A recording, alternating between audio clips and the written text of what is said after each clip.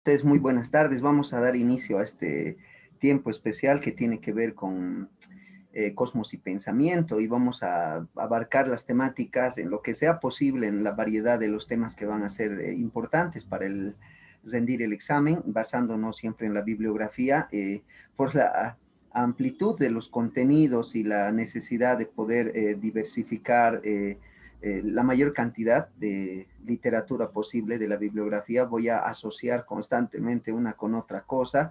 Me voy a enfocar luego finalmente en algo más específico, pero voy a tratar de abarcarlo, la mayor cantidad posible de contenidos. Voy a empezar inmediatamente. Vamos a empezar a socializar entonces. Vamos a empezar con filosofía y vamos a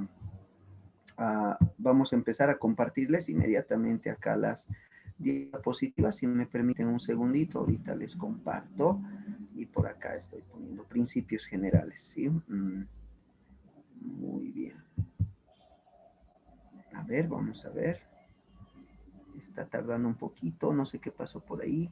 Mm, Creo que ya, a ver, por ahí va.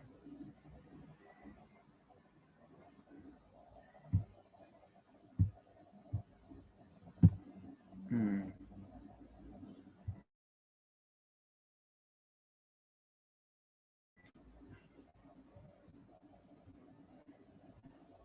Creo que ya está. Ay, creo que ya, no podemos fallar hoy, no se puede caer la red como ayer, ¿sí? Tiene que dar. Si me están escuchando, imagino que todo bien.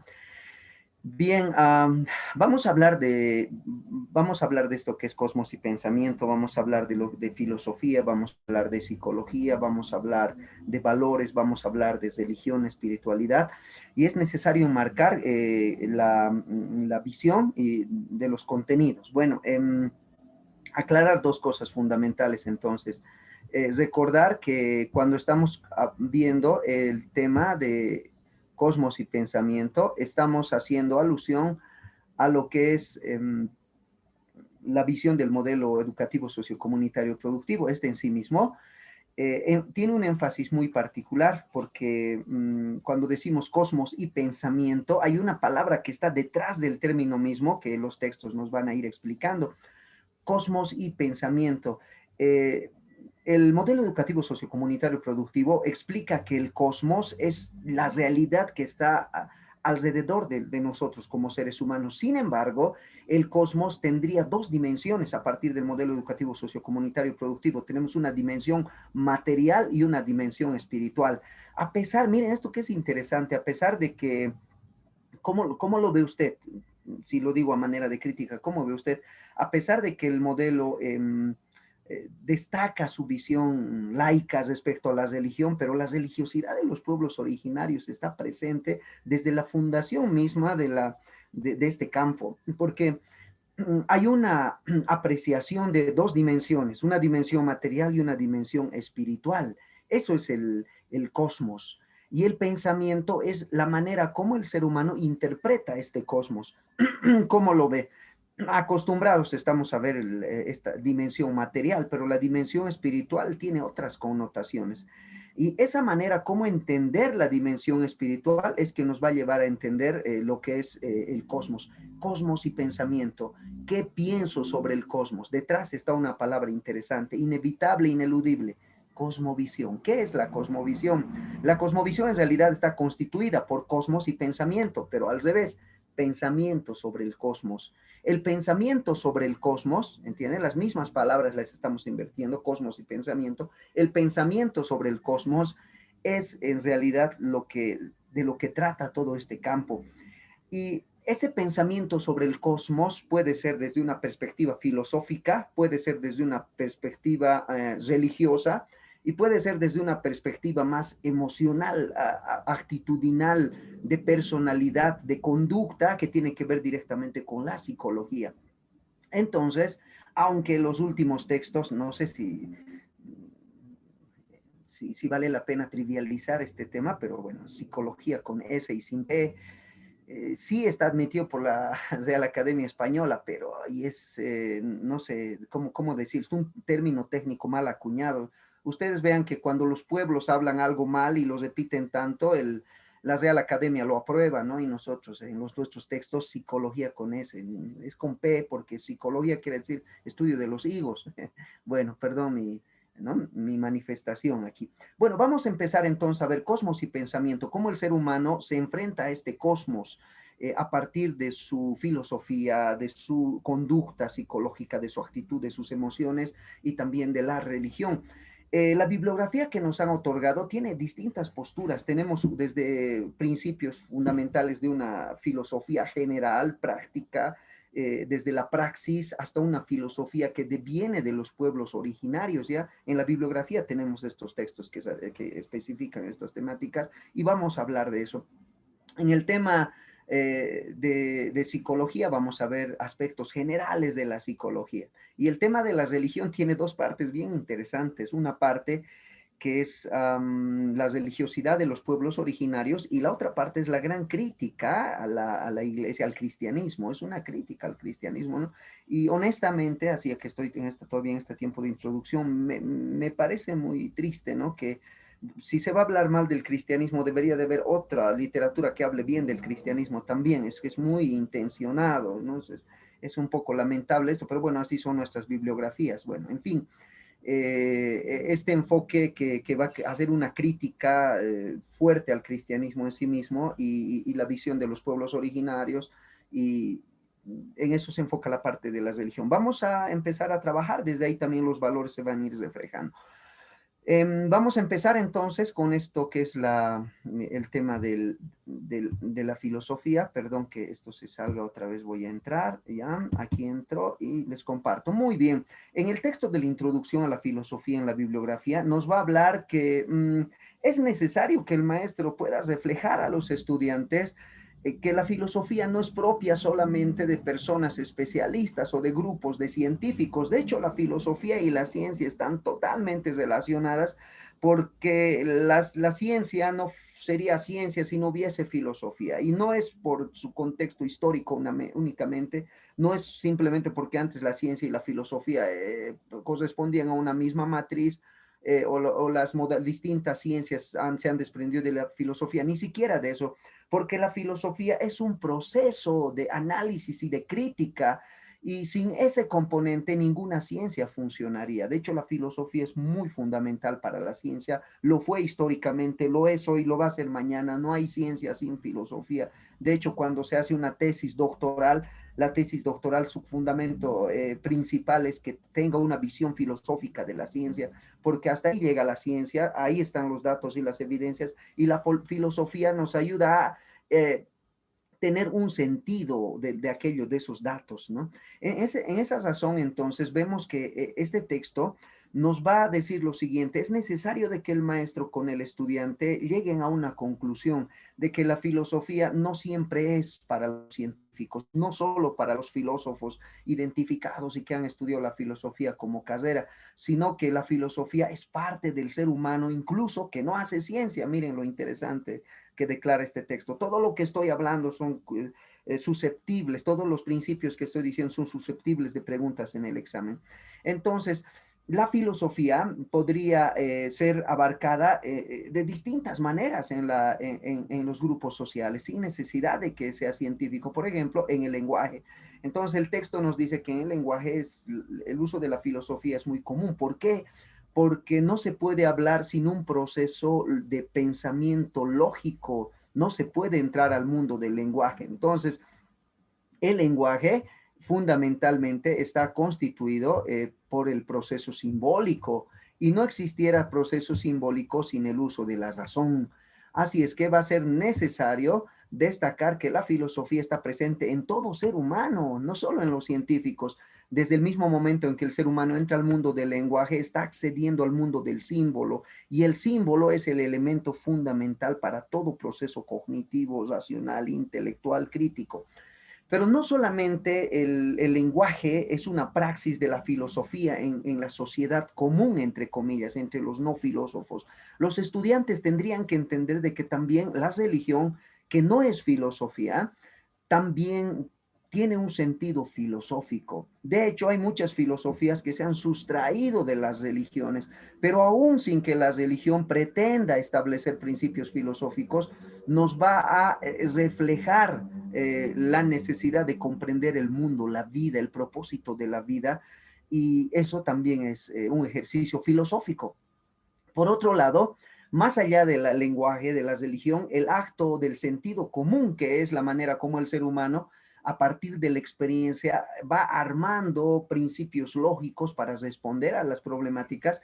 El sentido común también es una manera de hacer filosofía. Entonces, todo humano que habla, todo humano que practica alguna religión, todo humano que tiene un sentido común, el sentido común nos hace entender de que si yo voy a salir un día que está nublado, debo abrigarme, porque si no va a llover, eso lo he aprendido por experiencia y eso me da un sentido común. Ese aprendizaje del sentido común, que todos lo practicamos con los años, lo desarrollamos, también es filosofar, es filosofía. También se está jugando los mismos mecanismos de la filosofía, tal vez no en la magnitud de los filósofos científicos, pero sí se está desarrollando el pensamiento filosófico, en tanto se está reflexionando, en tanto se está analizando, en tanto se está haciendo una crítica de la realidad y en tanto uno está enfrentando con sus procesos cognitivos la realidad del entorno. Entonces, dice acá, si ustedes pueden ver, estoy puntualizando simplemente, en el punto 2 dice, la conciencia crítica de la realidad, donde la cultura nos establece simbólicamente. Entonces, nosotros donde nacemos, y aquí viene esta parte 2, estoy entrando a esto, de que nosotros cuando nacemos venimos a este mundo simbólico, nacemos sobre un colchón de símbolos. ¿Qué quiere decir esto? Que cuando tú naces, ya sabes que una silla es una silla, ya sabes que una pared es una pared y una planta es una planta, no porque tú lo hayas inventado, sino porque la sociedad ya lo había determinado así. Y al haber nacido en este mundo, tú llegas a esta realidad y tú vives en este mundo, pero en algún momento el ser humano, que en su simpleza ha llegado a este mundo con un tejido simbólico, donde todo ya está armado, todo está apalabrado y todo está nombrado, en algún momento el ser humano va a tener que hacerse cuestionamientos y críticas de lo que ya parece impuesto, hecho, lo que es de facto. O sea, esto es una silla y así es y así va a ser, pero el ser humano en algún momento se va a dar la posibilidad de dudar, de cuestionar, de analizar, incluso de fantasear y de creer que pueden ser las cosas de otro modo. Aún los niños en su infancia van a empezar a criticar y tratar de no entender la realidad para darle un otro sentido.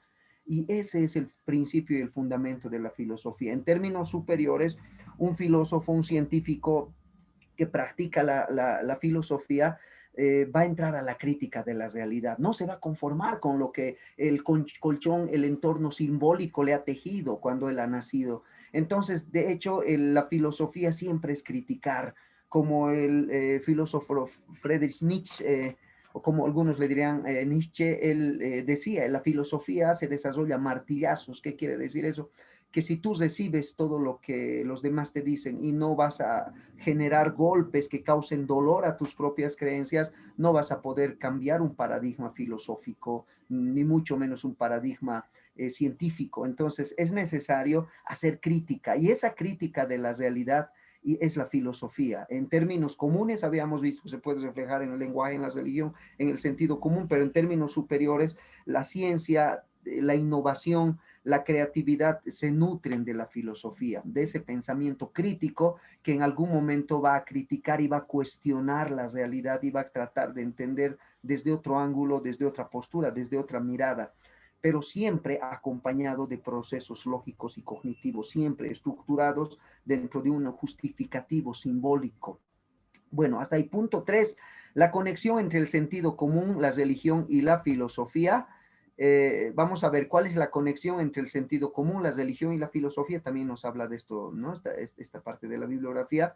Eh, Nos dice porque la filosofía se distingue de la religión y del sentido común porque existe un orden intelectual, hay una estructura intelectual que no puede ser removida por nada. En la religión la estructura fundamental es la divinidad que no puede ser desestructurada. Sin embargo, la filosofía no tiene la divinidad como estructura sólida. Su estructura sólida es el orden intelectual. Esa es la diferencia con la religión.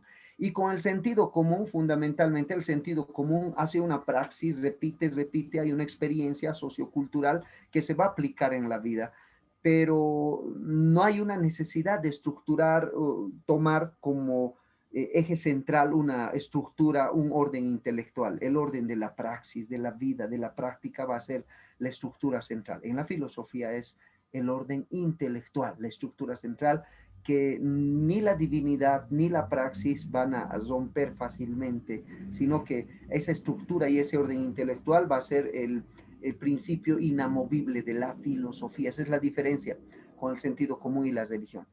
Nos dice, no existe una sola filosofía, aquí en el punto 4, existen varias, una realiza, dice por acá, una elección por medio de la cultura, dice, ¿no? Entonces, no existe una sola filosofía, no existe una sola verdad. De hecho, la filosofía pretende, pero no tiene la verdad. Nadie tiene la verdad absoluta.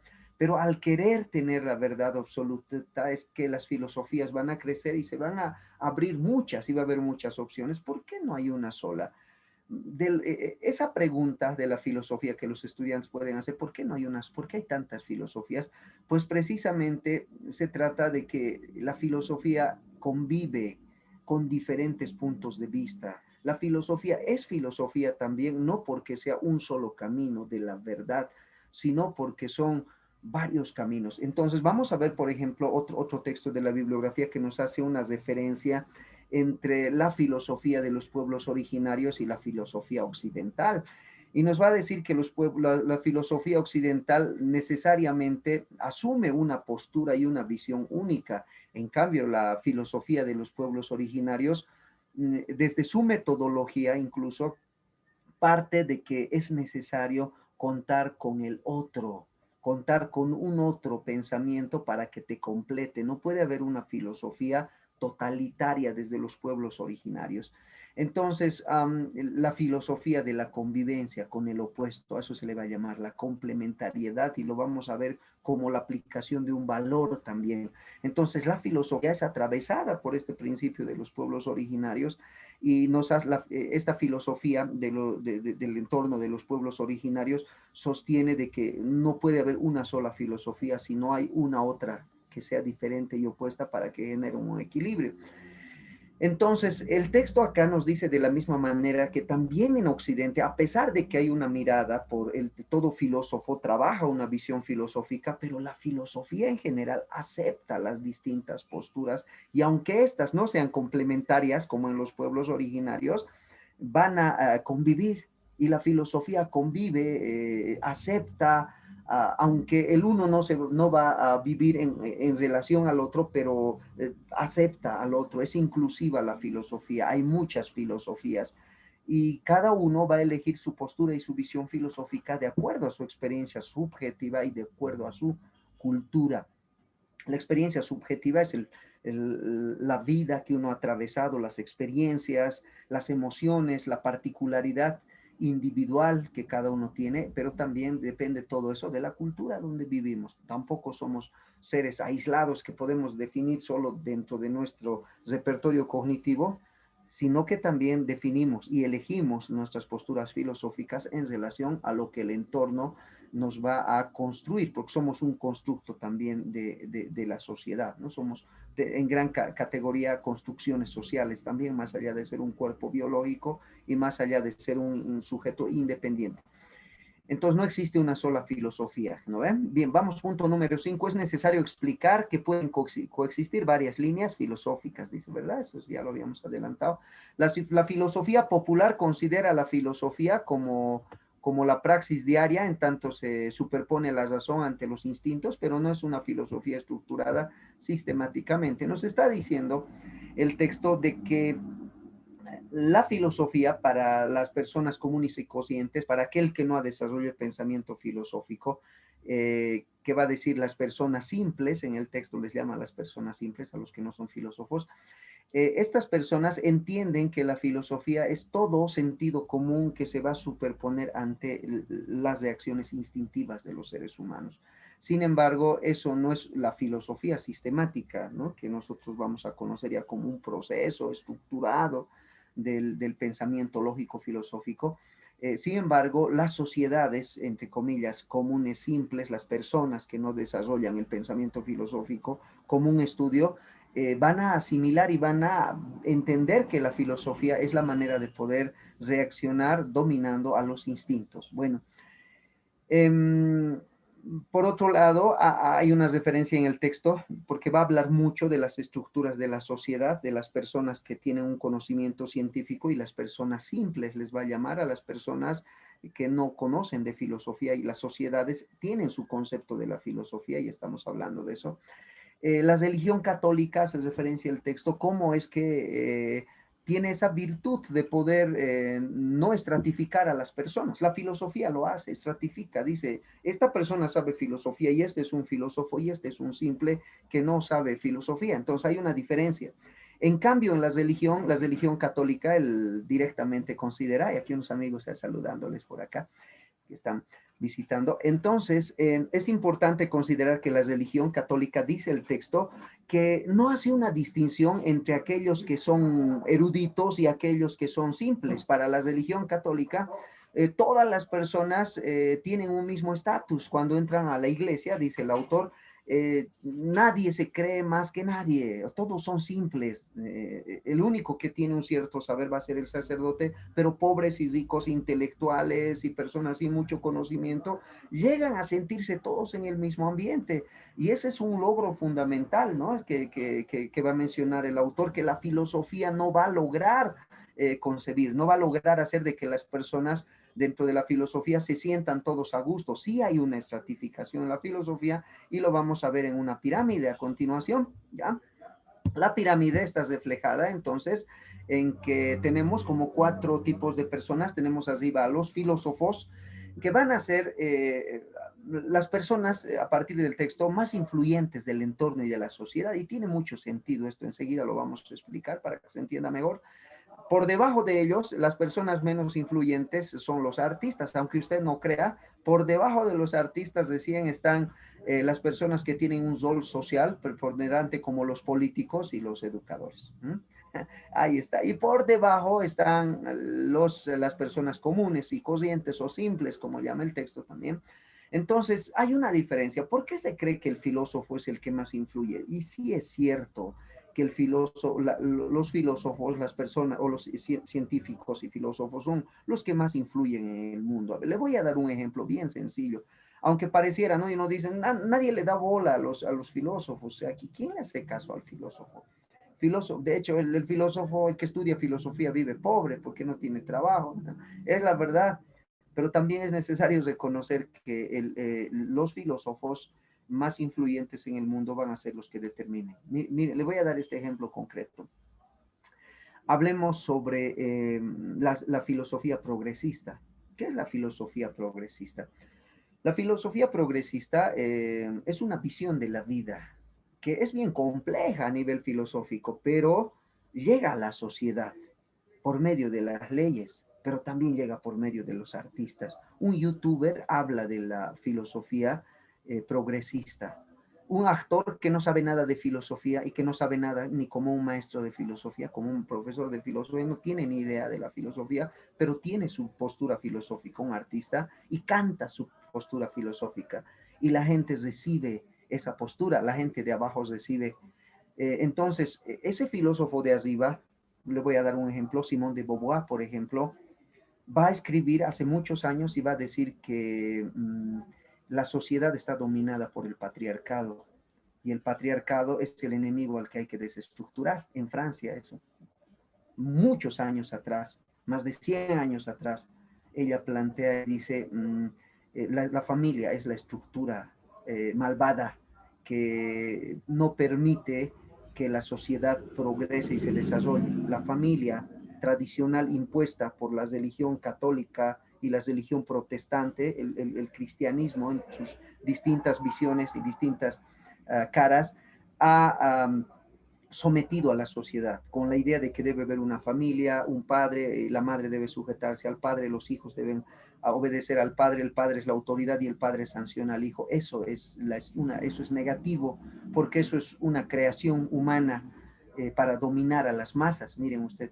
Y esa filosofía de Simón de Beauvoir, que va a ser traducida luego de modo más contemporáneo, por ejemplo, por Beatriz Preciado, va a decir de que el ser humano no tiene por qué ser binario, hombre, mujer, familia. El ser humano debe romper con eso. Miren, esa filosofía que en un momento parece una absurdez, hoy en día es el código niño, niña, adolescente. Hoy día es la ley 548, código niño, niña, adolescente. La ley 348, aquella ley que lucha en contra de la violencia hacia las mujeres, es progresista. Argentina es progresista en sus nuevos, ahora las niñas pueden, posiblemente van a poder, porque en Cámara de Senadores y Diputados ahorita mismo están debatiendo y a una de las cámaras aprobó por mayoría de que sí, y que las niñas de 13 años pueden abortar sin el consentimiento de sus padres y el gobierno debe pagar el aborto de las niñas de 13 años. Tienen el derecho de su dignidad y su derecho sexual.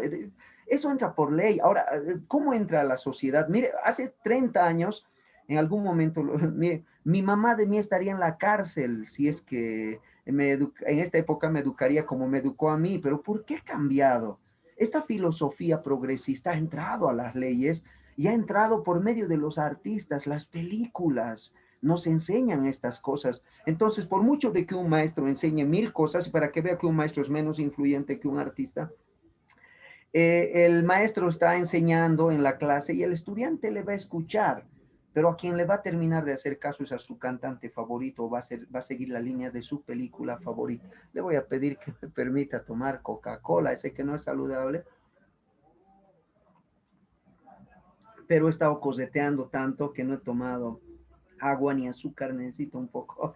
Gracias. Y si me va a ver tomar Coca-Cola, no lo tome como un acto irreverente, por esta vez no suelo hacer eso, pero lo necesito, gracias. Entonces, los filósofos, los científicos, va a venir, por ejemplo, Darwin y va a plantear la teoría de la evolución y eso es una teoría, nadie lo aplica en su vida, pero con el proceso de los años los artistas van a aplicar esto, los filósofos van a replicar estos pensamientos y que en un momento nadie les hace caso, pero los artistas lo van a transmitir. Madonna canta y dice, papá, no me sermonees, yo tomo las decisiones de mi cuerpo porque es mi cuerpo y mi territorio, ¿entiende? Entonces, estos artistas que también se los llama baladistas son los que van a influir incluso más que los políticos y más que los educadores. Casi a la altura de entonces de los artistas van a venir después los políticos y estos también de alguna manera van a transmitir todo lo que es las leyes van a entrar a la sociedad, los educadores también. Mire usted cómo es el tema de valores, el tema de la filosofía. No enseñamos la filosofía nuestra a veces. Usted puede tener una filosofía muy particular. Entonces, imagínese, usted puede tener una filosofía de Schopenhauer, por ejemplo, que es bien interesante y puede desarrollar, pero usted puede hablar, pero no puede enseñar como abarcar mucho. Usted va a abarcar la filosofía de los pueblos originarios. ¿Por qué? Porque planes y programas así lo determina. Va a haber una hegemonía, una supremacía en planes y programas, y usted lo va a ver, y usted lo reconoce. Entonces, ni los maestros transmiten su propia filosofía, van a aplicar la filosofía que dice la ley educativa. Entonces las leyes están sobre los educadores, si usted se da cuenta. Y los políticos también tampoco crean ellos sus políticas. Alberto Fernández, el presidente de Argentina, no es que él se haya inventado sus políticas para que esté luchando y se promueva la ley del aborto, sea aprobado y que sea gratuito, como dicen. Sin embargo, gratuito no es porque el Estado paga con los impuestos de las personas para que el que quiera abortar se sirva de ese dinero, ¿no? Del pueblo, que el mismo pueblo aborta, mi lapsus, ¿verdad? Luego vamos a hablar de los lapsus.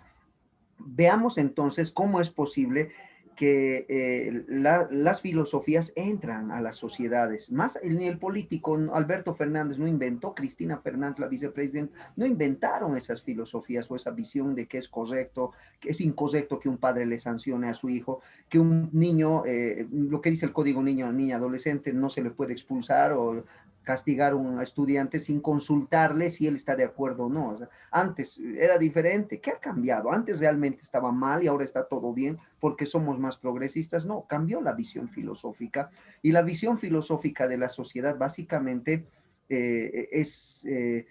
si usted se da cuenta, manejado por el poder de arriba. Los filósofos tienen harto poder y puede que su palabra en su momento no diga nada, pero en el futuro ciertas filosofías, por el accionar sociocultural, por las inequidades de la cultura, van a hacer de que sea influyente. Por medio de los artistas, los políticos, van a introducirlos luego como leyes y las personas comunes y corrientes las reciben, las personas, le voy a dar un ejemplo, perdón que hable tanto de Argentina, pero creo que es un buen ejemplo. En Argentina, la mayoría de las personas no está de acuerdo con el aborto, el 70% de las personas dicen no estamos de acuerdo con el aborto, pero van a aprobar el aborto en el país, o sea, reciben aunque no estén de acuerdo. Se supone que los senadores y diputados son la voz del pueblo, democracia, el demos es el pueblo, ¿no? El poder del pueblo, pero al final de cuentas el pueblo no lo decide, lo decide la política. ¿Y la política de dónde sale? De principios filosóficos, la visión filosófica de cada partido. Entonces los partidos se van a alinear a una filosofía. La filosofía realmente es la visión más influyente en el mundo, aún desde los religiosos. Las religiones también están asentadas en filosofías. Por ejemplo, el teísmo cristiano, hay filósofos maravillosos que a veces pocos se los estudian. No solo es Santo Tomás de Aquino, no solo es San Agustín. Vamos a ver a Juan Calvino, por ejemplo, un filósofo que va a transformar y de hecho, su pensamiento va a fundar a Estados Unidos, en tanto su cosmovisión, sus principios filosóficos han sido totalmente influyentes y las personas los reciben, los de abajo siempre lo van a recibir, lo aceptarán o no, pero en 2, 3 generaciones va a haber un cambio, una transformación. Ahora vamos a pasar a otro texto fundamental que tiene que ver con la filosofía de los pueblos originarios y lo voy a relacionar con el tema de cosmovisión, ¿sí? Bueno, vamos a pasar entonces a hablar, voy a cambiar la parte de la filosofía al tema de la filosofía guaraní y la de los pueblos originarios. Muy bien, vamos a pasar entonces a compartir esta diapositiva. Por acá lo tenemos, si me permiten, por acá vamos a abrir. Permítame un momento, a veces esto está un poco lento, pero ahorita les comparto. Esta misma por acá tenemos. Muy bien, ahí está, ya tenemos. Vamos a empezar entonces a trabajar la parte de la filosofía y los valores. Voy a relacionar el tema de valores, el tema de cosmovisión y el tema de la espiritualidad y la ética filosófica de los pueblos originarios y los pueblos guaraníes. ¿Listo? Que también tenemos directamente literatura al respecto, ¿no? Tal vez cabe recalcar que es importante puntualizar lo siguiente. A ver, Bolivia es un estado plurinacional, es considerado estado plurinacional en tanto se opone a la visión napoleónica. La visión napoleónica dice somos un estado y una nación, somos un estado, somos una nación. La visión de Bolivia, el concepto de plurinacionalidad que viene de los pueblos ecuatorianos que en los 90 estaban tratando de reivindicar su lucha por su presencia en la significación de la construcción del país. En 2008 Ecuador acata ese concepto que en los 90 sus pueblos originarios y campesinos estaban trabajando, la visión de crear un país, un estado que no sea solo compuesto por una nación, como lo decía Napoleón, sino que sea un estado compuesto por muchas naciones y que tenga pertinencia participativa todas esas naciones. Y eso es el Estado plurinacional. Ecuador en 2008 en su constitución define como uno de sus términos a Ecuador como un Estado de carácter plurinacional. 2009 Bolivia en su constitución política del Estado va a establecer como uno de los elementos más fundamentales, son 3 elementos definitorios: Estado unitario, plurinacional y comunitario.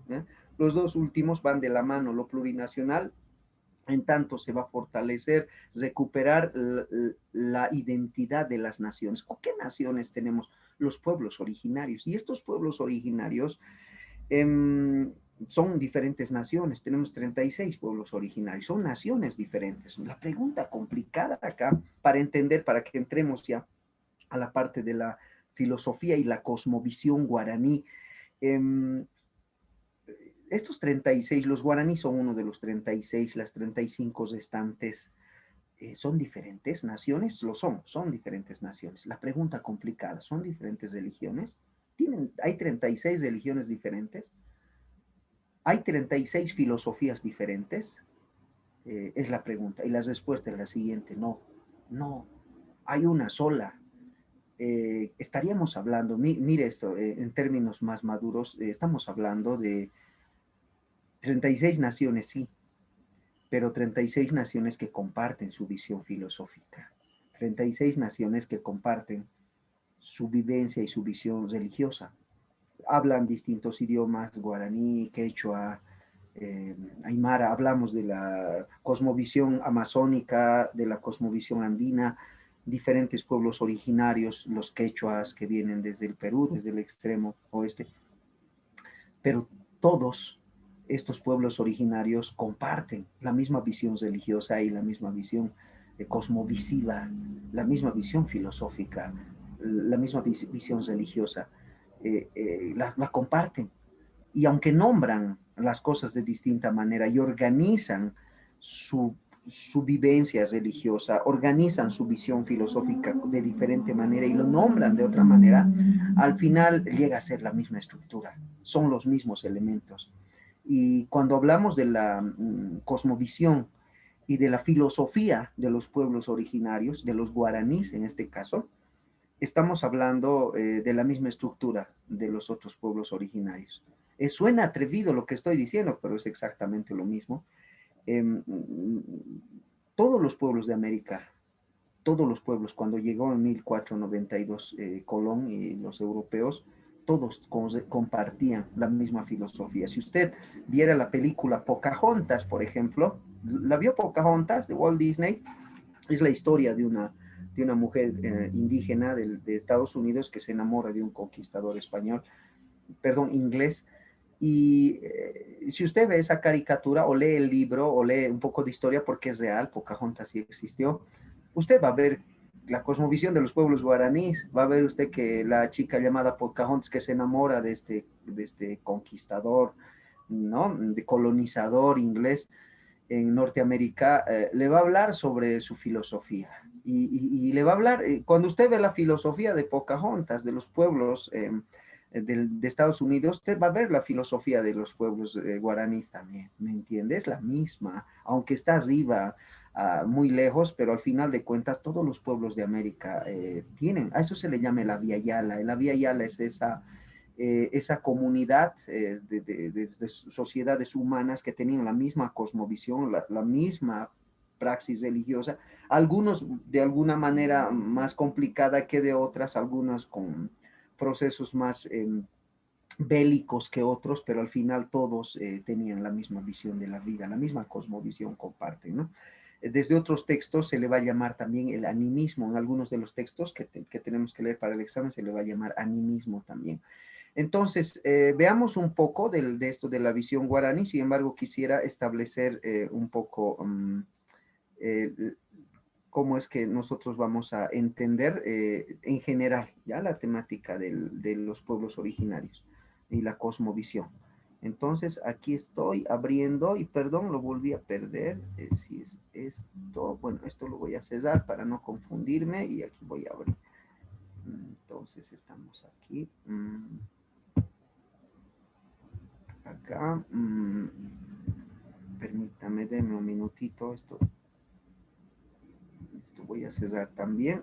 Estoy haciendo esto porque no me está queriendo abrir. Esta es precisamente. Ahora sí les comparto, mil disculpas, mi desorden. ¿Dónde lo tengo? Necesito cesar más documentos porque no me está permitiendo reconocer, perdón, deme un momentito, les ruego. Vamos a guardar esto y vamos a cesar.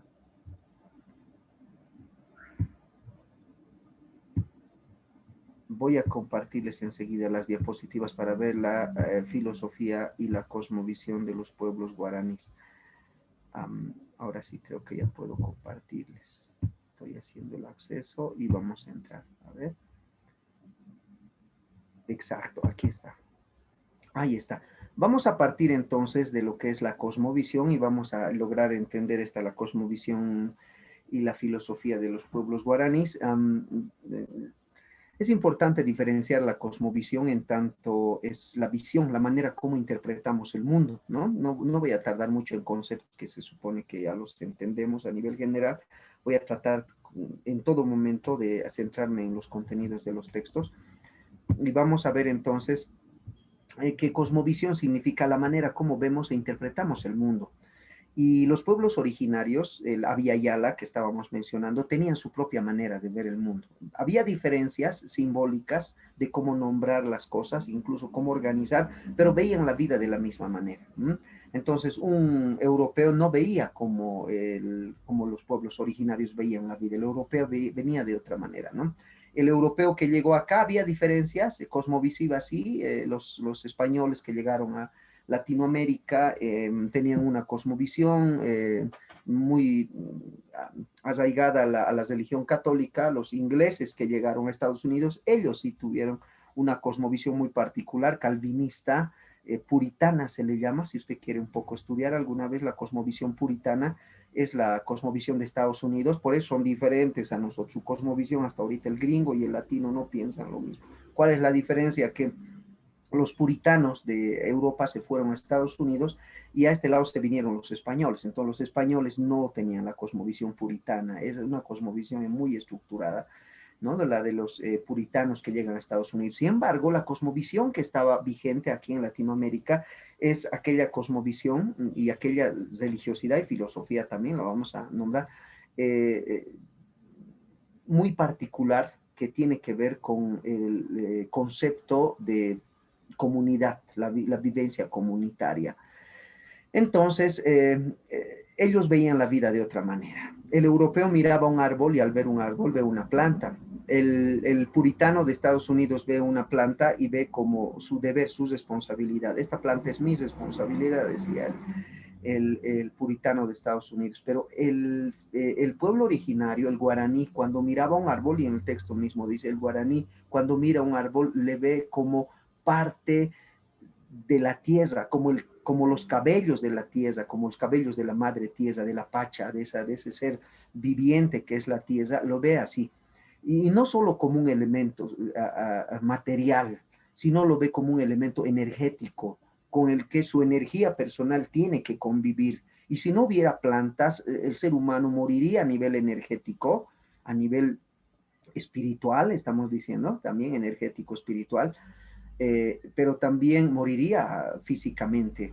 Entonces, hay un vínculo del guaraní con las plantas, con la tierra y con la naturaleza que las otras cosmovisiones no la van a ver. Y el guaraní va a decir y va a insistir, esta tierra es viva. Y el puritano va a mirar y decir, no, esta tierra no está viva. Esta tierra me ha sido entregada a mí para que yo por responsabilidad la haga fructificar y fortalecer y la vuelva en algo útil para los humanos. Eso va a decir el puritano. En cambio, el guaraní va a decir, no es eso, la tierra vive y tú no puedes ver lo que yo veo.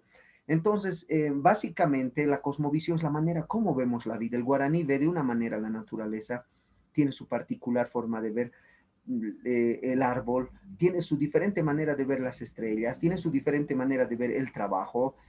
Por ejemplo, los grupos puritanos y los grupos católicos también de los españoles que trajeron la cosmovisión, ¿no? Acá, la cosmovisión europea de ese entonces trajeron, eh, baila para divertirse, saltan y bailan porque se van a divertir. ¿Qué es un baile? Diversión, alegría, festejamos. Pero para los guaraníes, ¿no? Para los guaraníes, dentro de su cosmovisión y desde su filosofía, el baile no es para divertirse. El baile es para convivir energía, es para poder eh, eh, compartir y conectarse entre seres humanos. Entonces, los textos que nos hablan de la filosofía guaraní nos van a hablar de qué importante había sido para los pueblos después de hacer la cosecha, reunirse, preparar una bebida. Mire, es bien interesante todo esto, preparar una bebida de maíz fermentado y beber, pero no beben como los españoles habían llegado a beber licor para disfrutar y pasarla bien, y nosotros hemos heredado mucho de eso.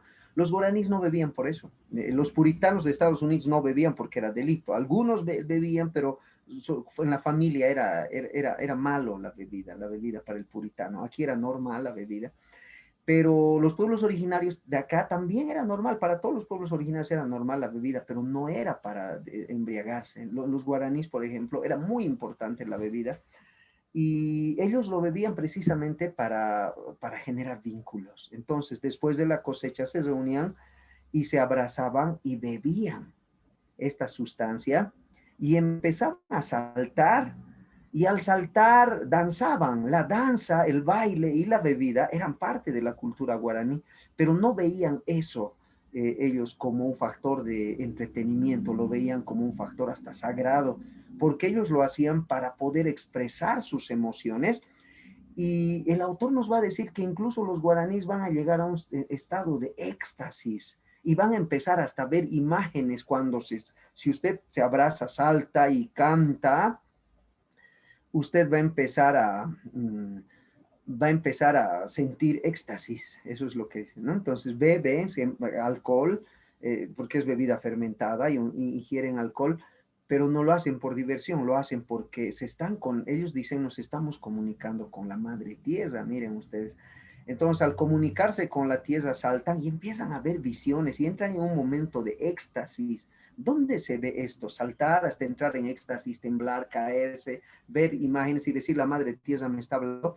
Eh, un autor hace referencia y dice, muchos evangélicos protestantes han asumido la misma visión de los pueblos guaraníes en sus prácticas culturales. O sea, el cristianismo entró a Latinoamérica América, y algo de los pueblos originarios se pega. Bueno, estoy hablando del comentario, no es mi criterio, no estoy hablando de mi criterio, solo les menciono este comentario del autor que me parece interesante y hace una comparación y dice, exactamente hacen lo mismo muchos grupos protestantes, no todos los protestantes, algunos o sea, cantan, saltan y entran en un éxtasis espiritual, energético, que les hace sentir bien. Similar es la experiencia, dice el autor, de los pueblos originarios guaraníes. Entonces, el guaraní ve otra cosa, porque tiene otra cosmovisión. La cosmovisión es la manera como vemos al cosmos, la manera como interpretamos el cosmos. Y la cosmovisión es totalmente fundamental para la filosofía, porque depende cómo miras el cosmos, se van a dar tus procesos de reflexión y análisis. ¿Está bien? La cosmovisión, por tanto, es todo aquello que... lo que vemos, la manera como vemos al mundo, y no todos vemos de la misma manera. Usted y yo no vemos el mundo como los puritanos. Los puritanos veían la manera de una manera distinta. Los puritanos decían que miren cómo la religión, los valores y la cosmovisión se van a ir articulando ahí cuando dicen que es pecado tener relaciones sexuales antes del matrimonio, pero no lo dicen por palabra, o sea, lo viven y viven felices con eso. Entonces, el 90% de los puritanos en esta época vive así, ¿ya?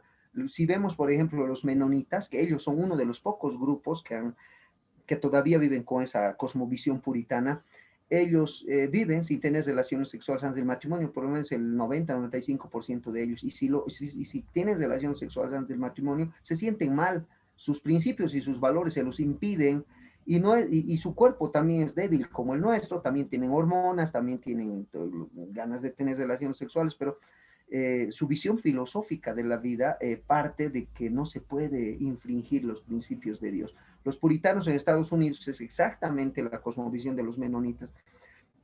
Entonces va a estructurar su visión filosófica y sus valores. Los pueblos guaraníes, por su lado, van a ir desarrollando, por lo tanto, su propia visión también de la vida, sus propios valores y su propia religión.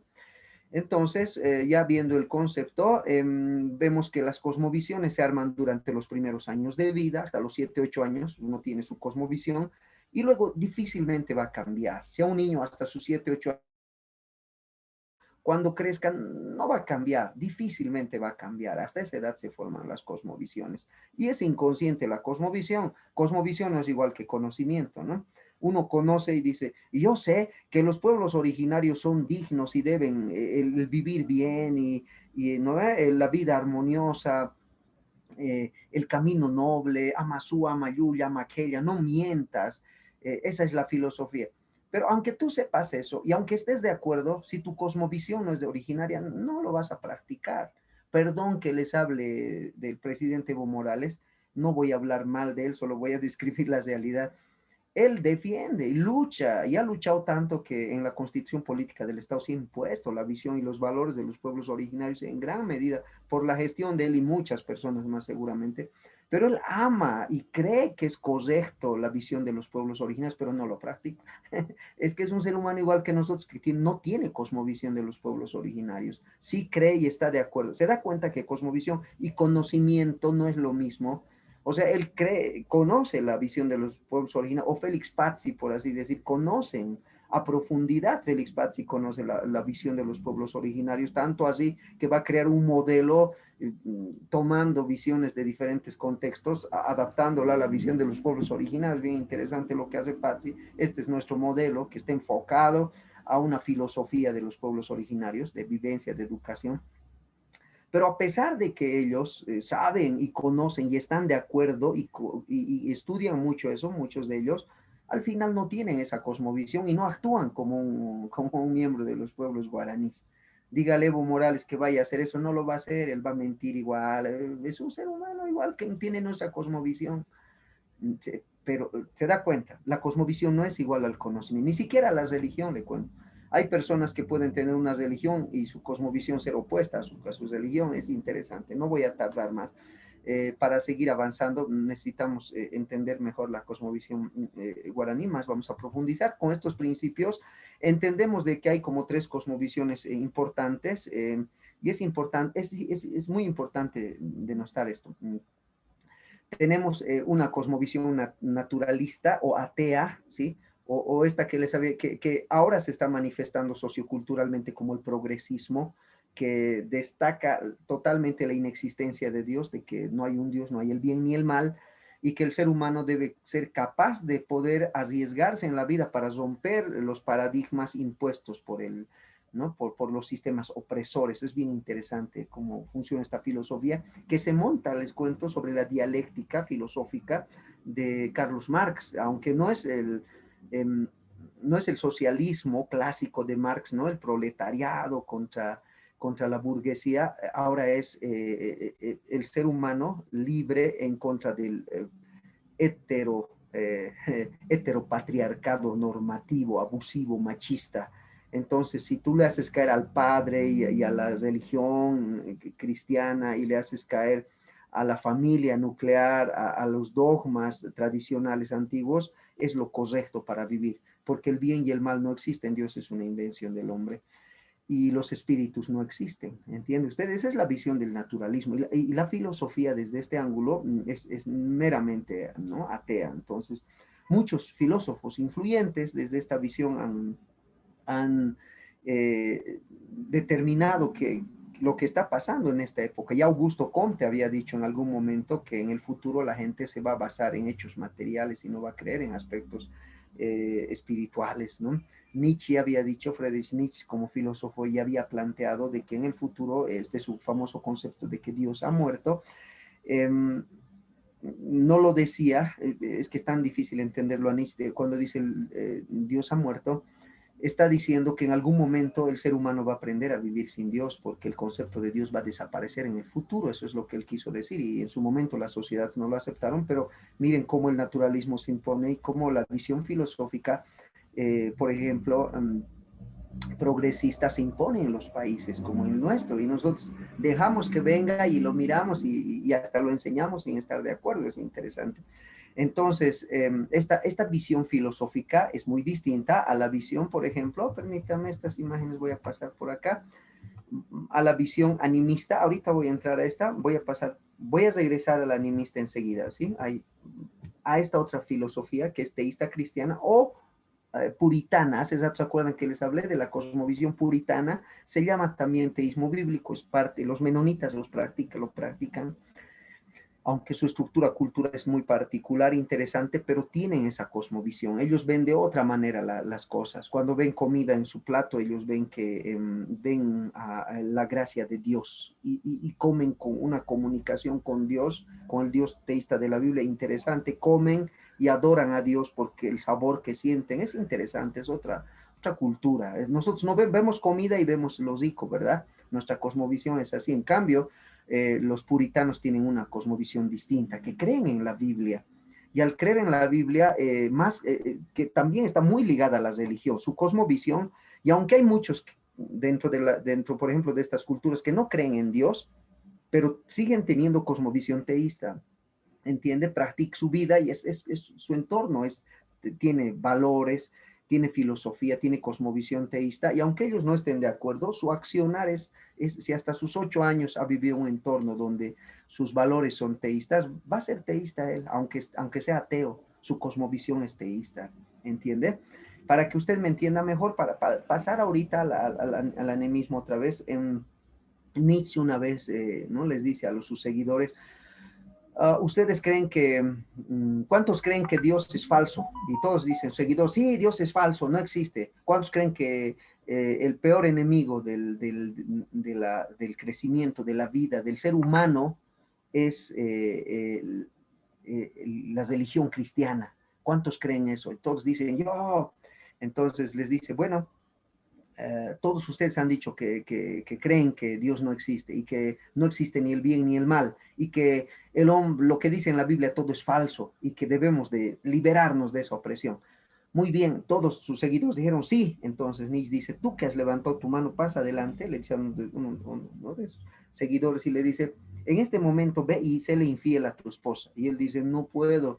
Y le dice, ves, porque tú, aunque mentalmente y filosóficamente profesas un ateísmo puro, por dentro eres un maldito teísta y te vas a tener que morir tú y toditos ustedes para que otras generaciones en el futuro eh, cambien su cosmovisión. Entonces, tú tienes miedo a engañarle a tu esposa porque desde niño has aprendido a que debes respetar a tu esposa, de que no puedes ser infiel, de que no puedes ser desleal, de que no puedas mentir. Todos son valores bíblicos que tú los has aprendido y te cuesta y no los vas a quebrar. Y aunque tú no creas en Dios, haces lo que dicen los cristianos, tus enemigos, le digo. Y en gran parte, Nietzsche tiene razón. Estos teístas entonces, como ustedes ven, o estos puritanos que no han llegado a Latinoamérica, esa cosmovisión no llegó a Latinoamérica. La religión cristiana sí llegó, más como catolicismo, y ya arriba el puritanismo llega como religión protestante o evangélica a Estados Unidos. Y mientras tanto, en los pueblos originarios están con su cosmovisión, interesante, ¿no? Y vemos entonces esta cosmovisión que muchos autores le van a llamar animismo. Y ustedes van a ver acá, estos son los pueblos originarios, el Abya Yala, y ustedes van a ver precisamente en los gráficos que ustedes ven, van a ver un universo que está equilibrado, hay una necesidad de equilibrio, hay un ser humano que está organizando el mundo en sus cuatro ángulos tetralécticamente, y van a ver cómo el ser humano, el cosmos y la tierra deben estar unidos. Entonces, estas imágenes que les voy a mostrar a continuación son símbolos que nos ayudan a entender mucho la cosmovisión de los pueblos guaraníes. ¿Ya? Porque ellos fundamentalmente tienen una visión muy interesante desde su filosofía, desde la práctica de sus valores, ¿no? Entonces, ellos creen que la vida, el ser humano, miren lo que dice aquí, la realidad última es una sola, one, ¿no? Ahí está, todos somos uno. Por eso se va a dar cuenta que los valores de todos los pueblos originarios son la unidad, de los guaraníes también, la unidad es su valor fundamental. Y esa unidad hace referencia de que el ser humano debe estar unido a la tierra, de que el ser humano debe estar unido al cosmos y de que el cosmos y la tierra son seres vivientes y debemos estar unidos a los espíritus de las personas que han muerto. Entonces, nos va a decir, por ejemplo, eh, el texto de que existen, de que todo ser humano tiene su alma, ¿sí? Todo ser humano tiene alma. Y tenemos dos tipos de alma, ¿no? Todo humano tiene dos tipos de alma. Un alma que es espiritual y otra alma que es más física. Para los guaraníes es así, el alma espiritual radica básicamente en la voz, aquí en la garganta radica. Es interesante su visión.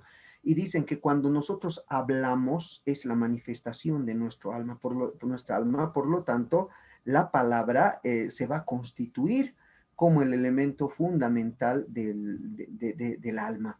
La palabra, por lo tanto, ¿cómo practicas y te comunicas y vives en equilibrio con esa dimensión tuya? A través del canto y la expresión vocal permite de que uno pueda comunicarse. Por eso los guaraníes cuando hacían estas ceremonias se reunían, bebían esa bebida fermentada del maíz, danzaban, pero también cantaban, hasta entrar en éxtasis.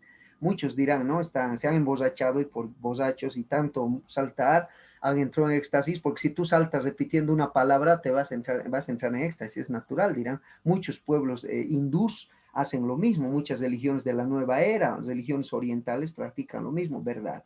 Incluso muchos grupos religiosos protestantes evangélicos practican algo similar, alguien dirá. Entonces, como que hay una especie de identificación de los guaraníes del alma, de esa parte del alma espiritual que radica en la voz, en la garganta.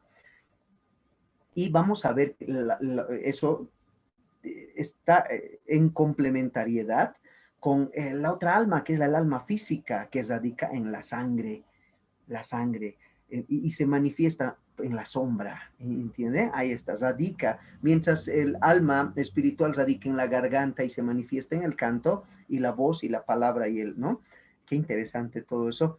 El alma física radica en el cuerpo, en la sangre, en nuestra sangre, pero también en la leche. El niño que está bebiendo leche está bebiendo el alma de la madre, le alimenta. La alimentación es un vínculo de alma interesante.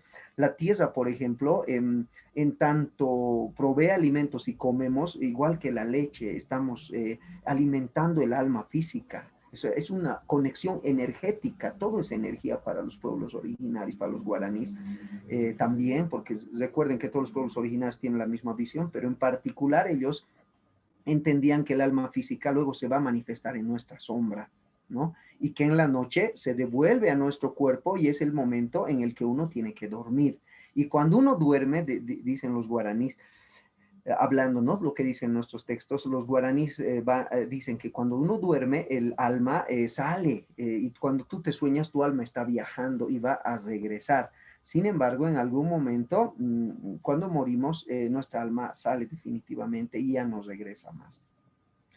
Lo importante también de los pueblos guaraníes es que creen que cuando uno ha muerto, nuestra alma se va a ir esparciendo, poco, va a estar un tiempo presente acá, pero también puede llegar a reencarnarse. Miren, qué interesante la teoría de la reencarnación.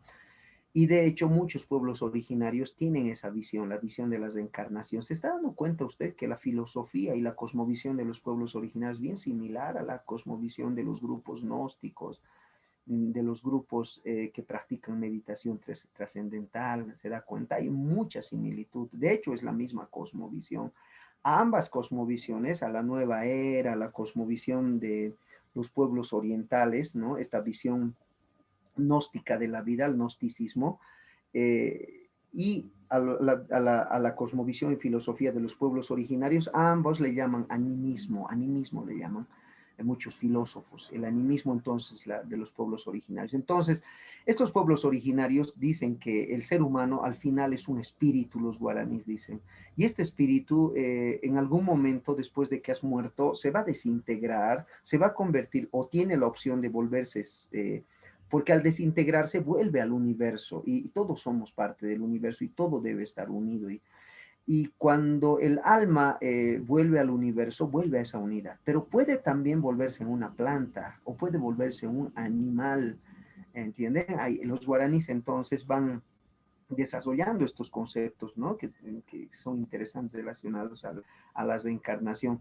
Entonces, lo más importante para el guaraní, como también para el quechua, el aymara, es que todos debemos de vivir en la vida para ser uno solo, para ser un vínculo. Y en la medida que no estamos unidos y no armamos un vínculo, la vida no tiene sentido. Todo tiene que estar articulado. De ahí viene el concepto de holístico. Y la Constitución Política del Estado dice que la educación es holística. Todo debe estar interconectado. ¿De dónde pusieron? ¿Quién se le ocurrió poner que la educación debe ser holística? Pues los que redactaron la Constitución Política del Estado, en gran mayoría, en su gran mayoría, son afines a la visión de Evo Morales, del movimiento al socialismo, de estos grupos socioculturales que por sus reivindicaciones han luchado, y la gente en su momento, cuando entra el primer gobierno de Evo Morales, los constituyentes que han redactado la ley han respondido a esa visión de los pueblos originarios, de plurinacionalidad, de Estado comunitario. Bolivia es un Estado comunitario, lo dice la cosmovisión, perdón, lo dice la Constitución. Entonces, por eso es que obligatoriamente tenemos que leer, enseñar, y no solo los maestros de cosmovisiones y filosofía, sino que todos los maestros, el de matemáticas tiene que enseñar cosmovisión de los pueblos originarios, haciendo, usando el currículo regionalizado. El de educación física, el de física, el de química, tienen que enseñar igual religiosidad y filosofía de los pueblos originarios usando el currículo regionalizado. ¿Por qué hacen eso? La Constitución dice que somos un Estado comunitario. Entonces, ese concepto comunitario es básicamente esa necesidad de que el ser humano esté interconectado con la tierra. La madre tierra se le va a llamar, el cosmos y los espíritus son seres vivientes, y ese es, en fin, el propósito de la educación. El currículo base dice, ¿no? Surge el modelo educativo sociocomunitario productivo con el propósito de transformar la sociedad. ¿Para qué? Para que vivamos en vínculo de armonía profunda con la madre tierra, el cosmos y los espíritus. Para eso es la educación, dice el currículo base. Mire usted cómo la visión de los guaraníes, por eso también nos dan este examen, porque hay la cosmovisión de los pueblos originarios se impone en el modelo y se impone en el currículo, y pues se va a entrar a nuestro examen. Entonces, los pueblos originarios guaraníes tienen esta visión de que el ser humano debe vivir en unidad a la tierra. La tierra es el ente energético de toda la vida. La tierra es el ente energético de toda la vida. No podríamos vivir si no estamos interconectados a la tierra. Y la vida es cíclica, nada termina, no es que exista algo y mañana termine, todo da vueltas, lo que un día es, mañana va a volver, todo es cíclico. Es la visión de los pueblos originarios, de todos, casi todos piensan de esta manera del tiempo. Entonces, vamos a ver otros conceptos, por ejemplo, acompáñeme aún aquí, por aquí, vamos a ver por acá. Ahí está, el animismo está constituido en base a la unidad, dice usted, ve esto, todo en el cosmos tiene vida, tiene sentimientos, emociones, el cielo, la tierra, tiene vida, vive. El concepto de comunidad, ¿qué es? Que es un ser vivo que está constituido por vínculos profundos entre seres humanos, tierra viviente, cosmos, espíritu, sin asimetrías de poder, en un proceso constante, a través mediado por elementos simbólicos. Los elementos simbólicos van a ser esas liturgias que van a ser los pueblos originarios, ¿no? Los guaraníes, por lo tanto, habíamos mencionado, ¿no? Sus actos litúrgicos, la danza. Vamos a ver cómo también usan el fuego, el saumerío, ¿no? Lo que se va a llamar las coas, por ejemplo, ¿no? Hasta hoy en día los edificios más grandes, acá en la ciudad de Cochabamba, yo soy de Cochabamba, los viernes está más que San Juan, está llenísimo el humo, porque se ha quedado con la sociedad. Hay un sincretismo religioso entre el catolicismo, interesante, el cristianismo católico ¿no? y el animismo de los pueblos originarios, aún en la cosmovisión se ha ido quedando. Bueno, los guaraníes, ¿no? Entonces todas las cosas tienen un nivel sagrado. Vamos a hablar un poquito de estas cosas de nivel sagrado de los guaraníes. Entonces, ellos el guaraní entonces, ¿qué busca? ¿Qué entiende de la vida? El guaraní va a decir de que la vida básicamente debe encontrar a la tierra, lograr lo que se llama la tierra sin mal, ¿sí? La tierra sin mal. Esa tierra sin mal no es lo mismo que la tierra prometida de la Biblia. En la Biblia hay una tierra prometida donde el ser humano está en contacto con Dios, con su Dios y su creación. El ser humano está en la creación, el hombre y Dios están unidos, y eso es el paraíso. No se trata de eso. La tierra Licenciada, se ha congelado su pantalla, disculpe. Se me escucha, pero ¿se escucha? Hola. Se le escucha, sí. Oh, ya, ya, ya. Ya vamos a ver, a ver. Ahora se me ve. Hola, ahí. Tal vez ahí sí. Bueno, creo que sí, ya se me puede ver. A ver, vamos a ver. Vamos a tener que... Acá, para complementar, creo que ya se me puede ver mejor.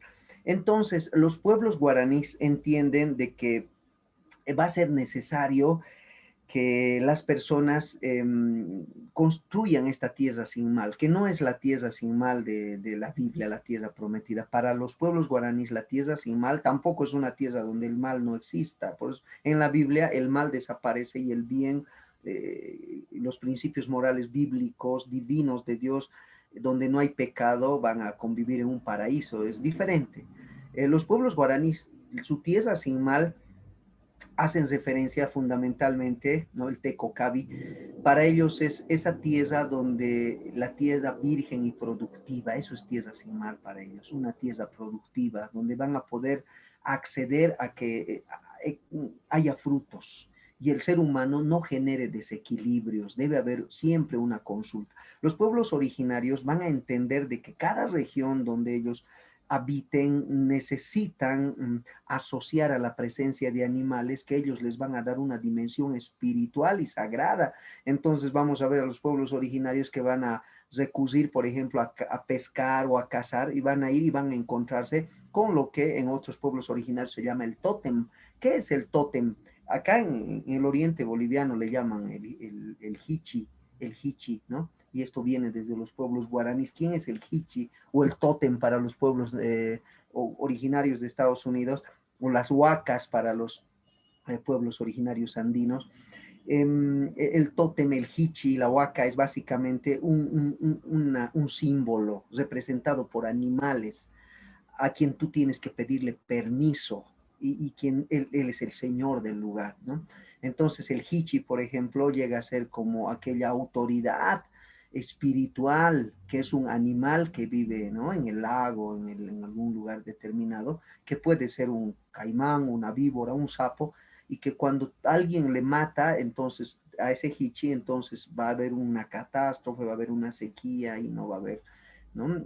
Abundante agua. Entonces el guaraní va y pide permiso a esta autoridad, a estos animales, porque ellos son los amos y los dueños del lugar. Mire usted ese vínculo energético, conceptual, en el que tiene que haber un animal, pero al que tú tienes que pedirle permiso, porque él es el dueño y el humano nunca puede ser dueño de un lugar.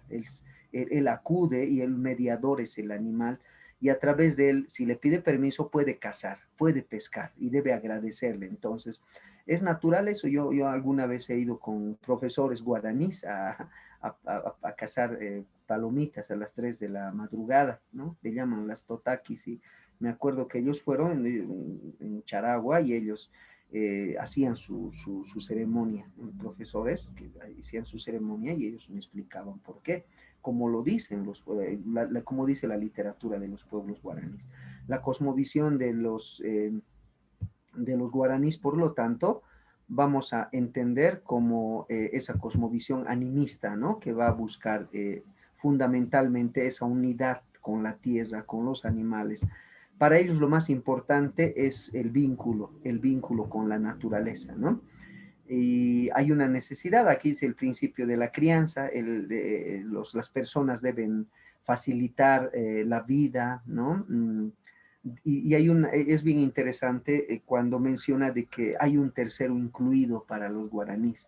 ¿Qué significa esto? Dentro de la cosmovisión teísta bíblica, por ejemplo, puritana, sostiene de que el bien y el mal existen y el falso y el verdadero existen y el sí y el no existen, pero como cosas opuestas. Los pueblos originarios creen que las cosas no son opuestas, sino complementarias, la complementariedad, todas las cosas que son opuestas van a conformar una unidad en la medida de que el uno le necesita al otro, ¿no? Por ejemplo, para los pueblos aymaras, el chachahuarmi, el hombre y la mujer, están presentes en las culturas del Tiahuanaco, por ejemplo, siempre hombre y mujer, equilibrio, sol, luna, día, noche, hay la necesidad de un equilibrio entre la luz y la oscuridad, incluso para lo que el teísmo cristiano llama el bien y el mal, ¿no? Va a ver usted que hay una necesidad de que haya un equilibrio. Los pueblos guaraníes, por lo tanto, de la misma manera, creen que al tercero incluido le llaman cuando ve uno, tiene una postura y el otro tiene una postura totalmente diferente. Miren este principio filosófico,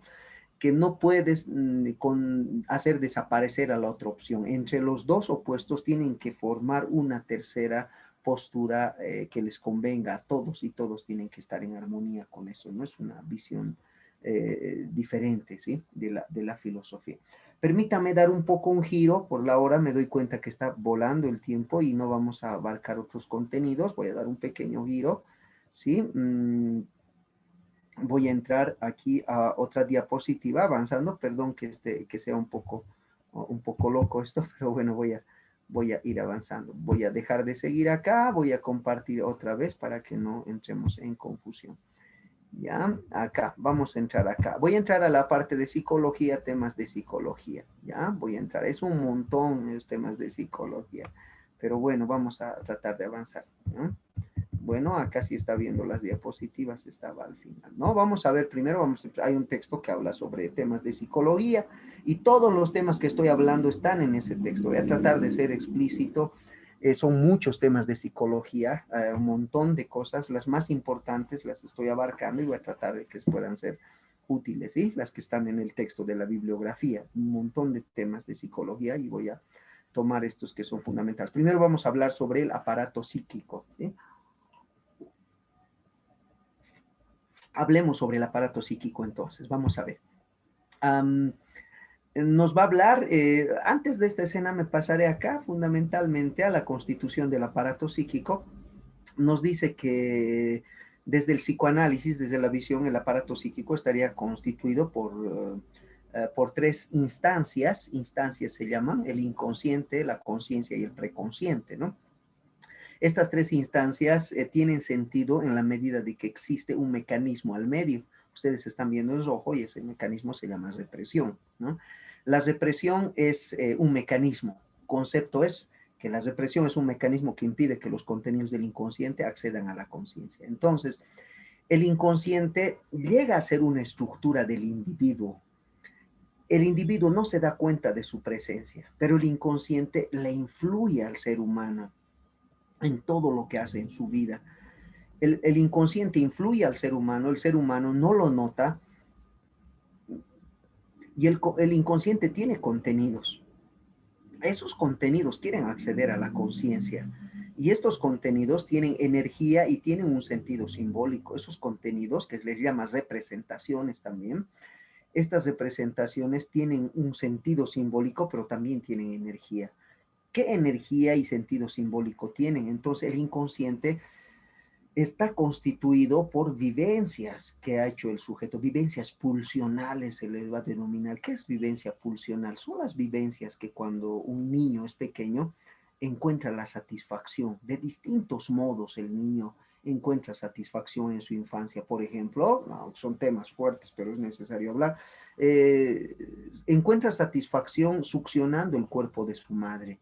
Entonces el psicoanálisis nos va a decir que cuando un niño absorbe la leche materna, no lo hace simplemente porque tiene hambre, lo hace también por placer. Entonces, pero también el niño se va a tocar sus genitales, el niño también va a sentir placer cuando llegue el momento de retener y expulsar las heces fecales, la sexualidad infantil del psicoanálisis, la fase oral, la fase anal, la fase fálica, la fase de latencia, la fase de la genitalidad, todas estas fases nos muestran que el niño cuando era pequeño, las tres fases primeras, la fase oral, la fase anal y la fase fálica, que han sido de mucho placer y que esas vivencias placenteras se han quedado grabadas en el aparato psíquico, pero no acceden a la conciencia.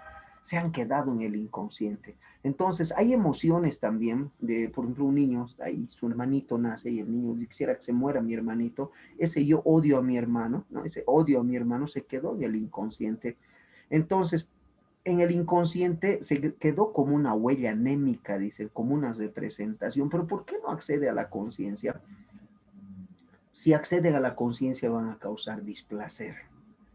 Y por eso es que existe la represión, este mecanismo, esto que ven ustedes en rojo, la represión impide que los contenidos del inconsciente pasen a la conciencia para así evitar que haya displacer.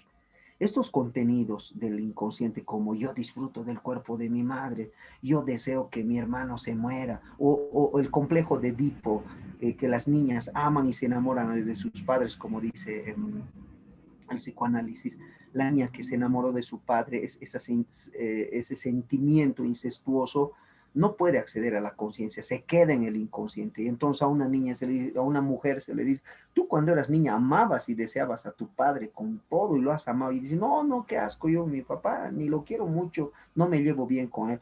Freud nos va a decir, Sigmund Freud, que a partir de sus investigaciones, cuando eras niña sí lo amabas, pero lo has olvidado y se ha quedado reprimido. No lo recuerdas, lo has olvidado. Todo lo olvidado es reprimido. Entonces, el inconsciente tiene estos contenidos que quieren pasar a la conciencia. Siempre quieren pasar, pero siempre se los impide la represión. Hasta ahí, perdón que sea tan rápido, esto es amplio, podríamos hablar muchísimo más, porque, por ejemplo, estos contenidos van a pasar a la conciencia de cuatro formas. Pueden pasar como sueños, pueden pasar como equivocaciones o actos fallidos, pueden pasar como chistes o pueden pasar como síntomas. Muchas veces a través de uno de estos cuatro días van a pasar deformados, pero porque la represión no les permite pasar a estas representaciones de las vivencias pulsionales. Ese niño disfrutaba, ¿no es?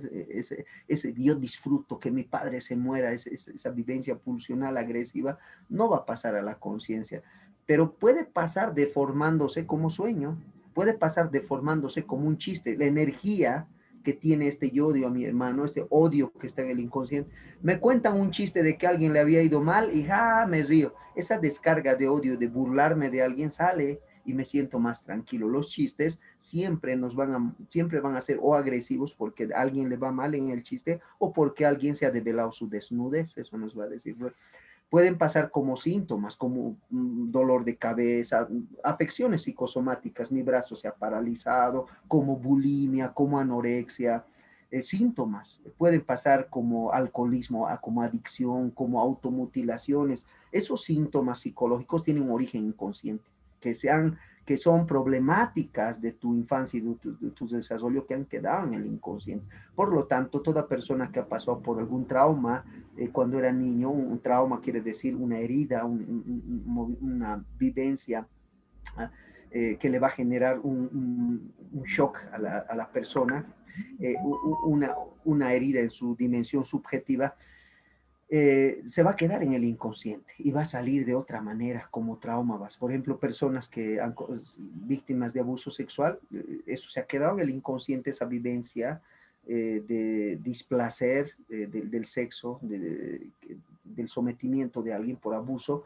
sale como síntoma de anorexia, por ejemplo, ¿no? Entonces, estas representaciones del inconsciente no pueden salir tal cual. Entonces, esta es la primera tópica de Freud, la primera forma de poder entender el aparato psíquico. Pero luego Freud va a hacer una segunda tópica que es más sencilla, compleja a veces de entender, pero es una manera más sencilla de entender la realidad.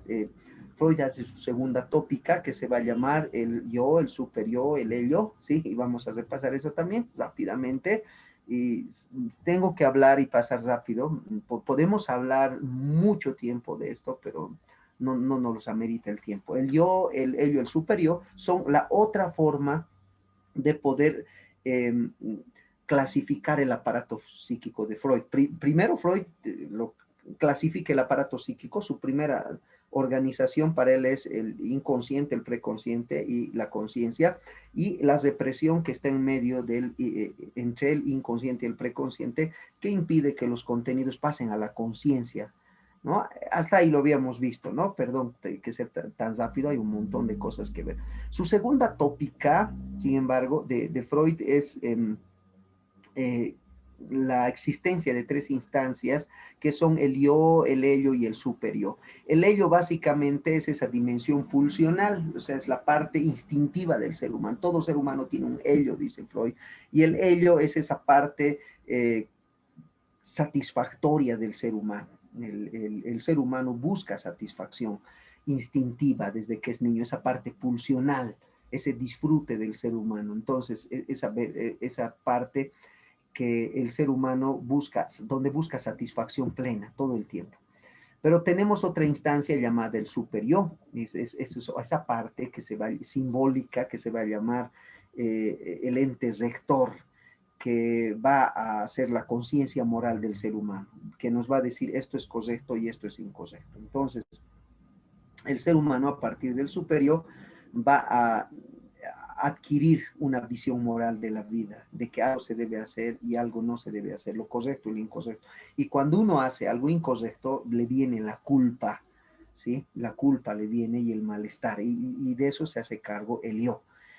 Perdón, el superior. Entonces, el superior y el ello van a ser como una carga para el yo, y el yo es aquella dimensión, ¿no? La que el ser humano percibe la vida con la realidad y es la parte que interactúa con el mundo externo, pero debe soportar las presiones de ambos, por un lado del ello, porque hay una necesidad de vivir la vida instintivamente, dándole prioridad a nuestros instintos, pero por otro lado hay la prioridad de ser más racionales, de no permitir que hacer lo que queramos, sino de que todo tiene su tiempo y su lugar y que hay cosas que no las vamos a poder tener.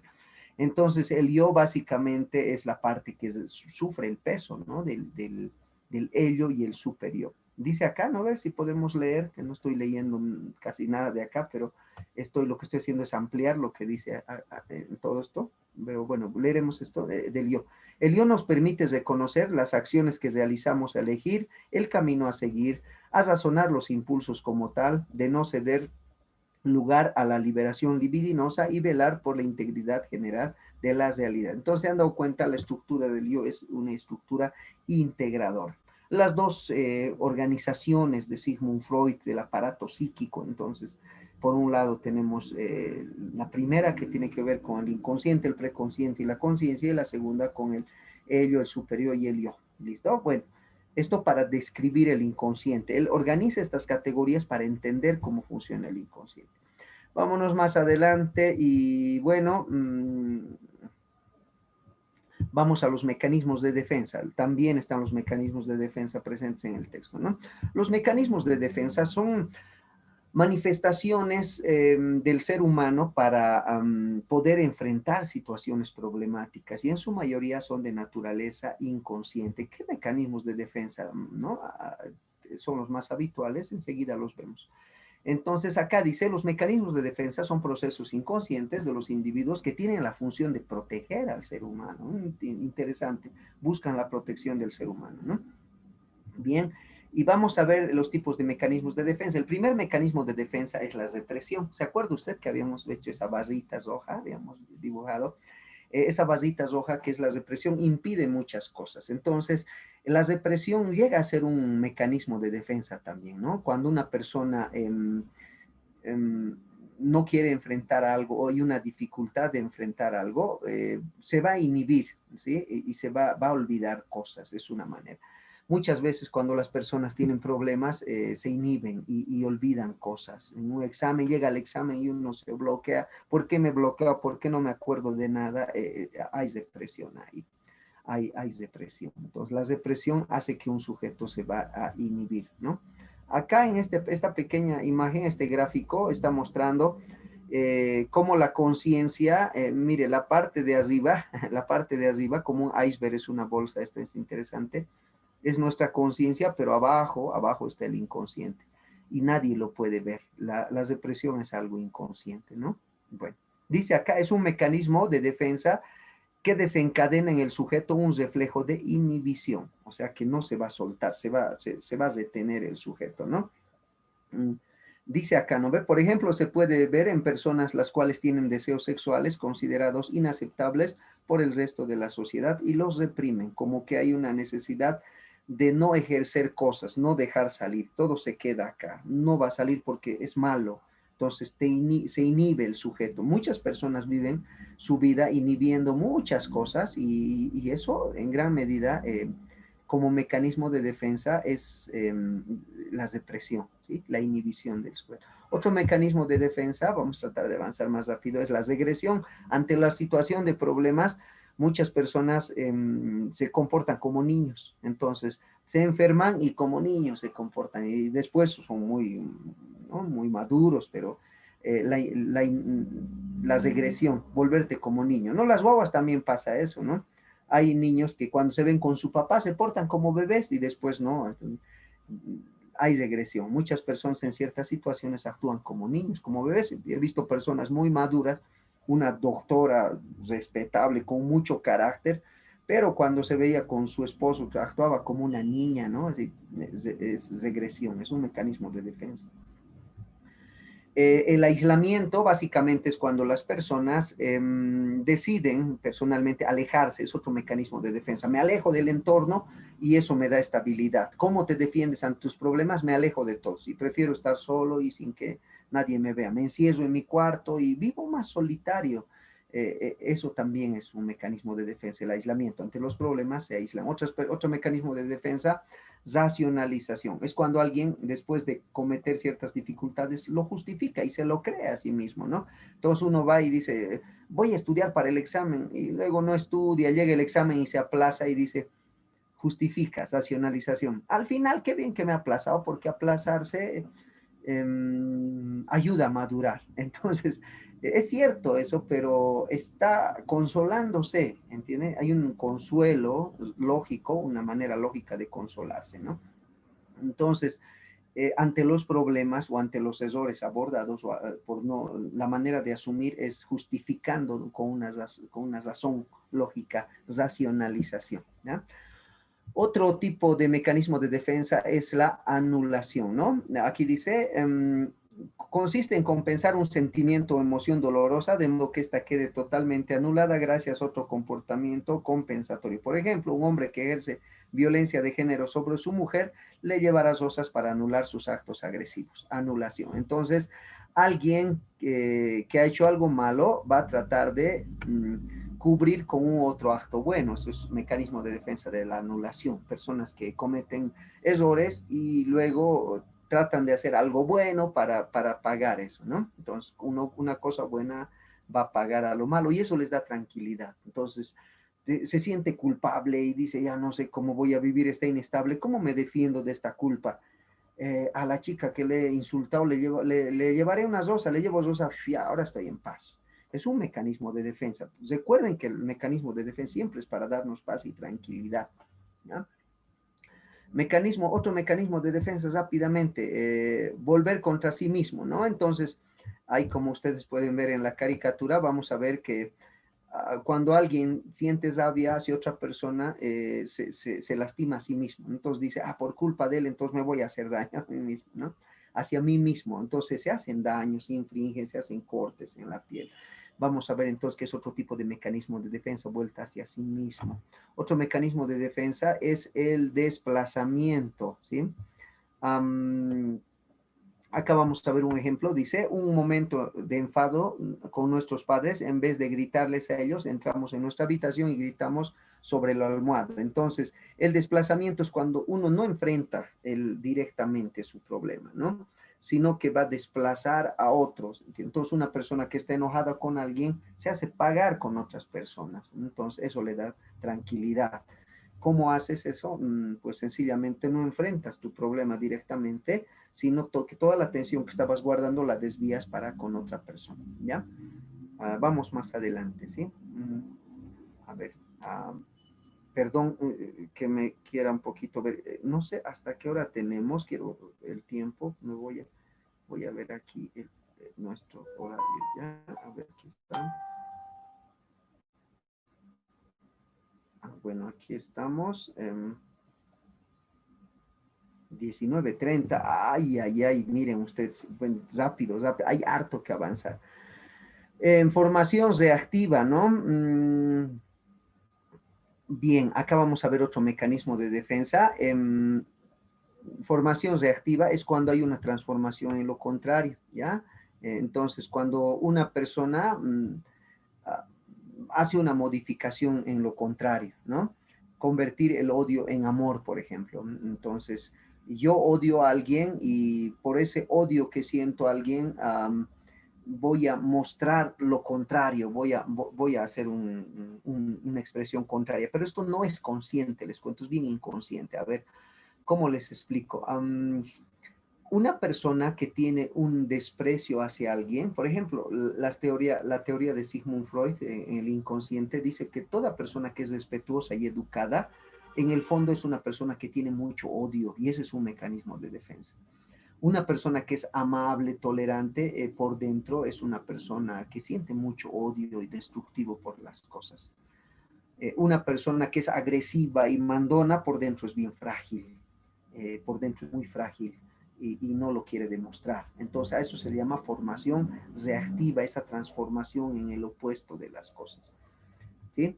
Eh, Sublimación, otro mecanismo de defensa que consiste en que cuando una persona tiene cierto tipo de eh, energías pulsionales de tipo sexual o agresivo que están en el inconsciente, no las expresa, no expresa esa agresividad de su inconsciente y tampoco expresa esa pulsión sexual, sino que esa energía la usa para cosas buenas de la sociedad, cosas buenas de la sociedad. Por ejemplo, para ser artista, un artista, toda esa agresividad que tiene lo plasma y hace cosas maravillosas. Usted ha visto a Mel Gibson, un director que es un tipo muy intelectual, es un tipo muy religioso, él es un protestante, él cree mucho en la cosmovisión puritana, ¿no? De los pueblos, de los pueblos puritanos, de los menonitas, él cree mucho en eso. En Estados Unidos, de hecho, esa es la cosmovisión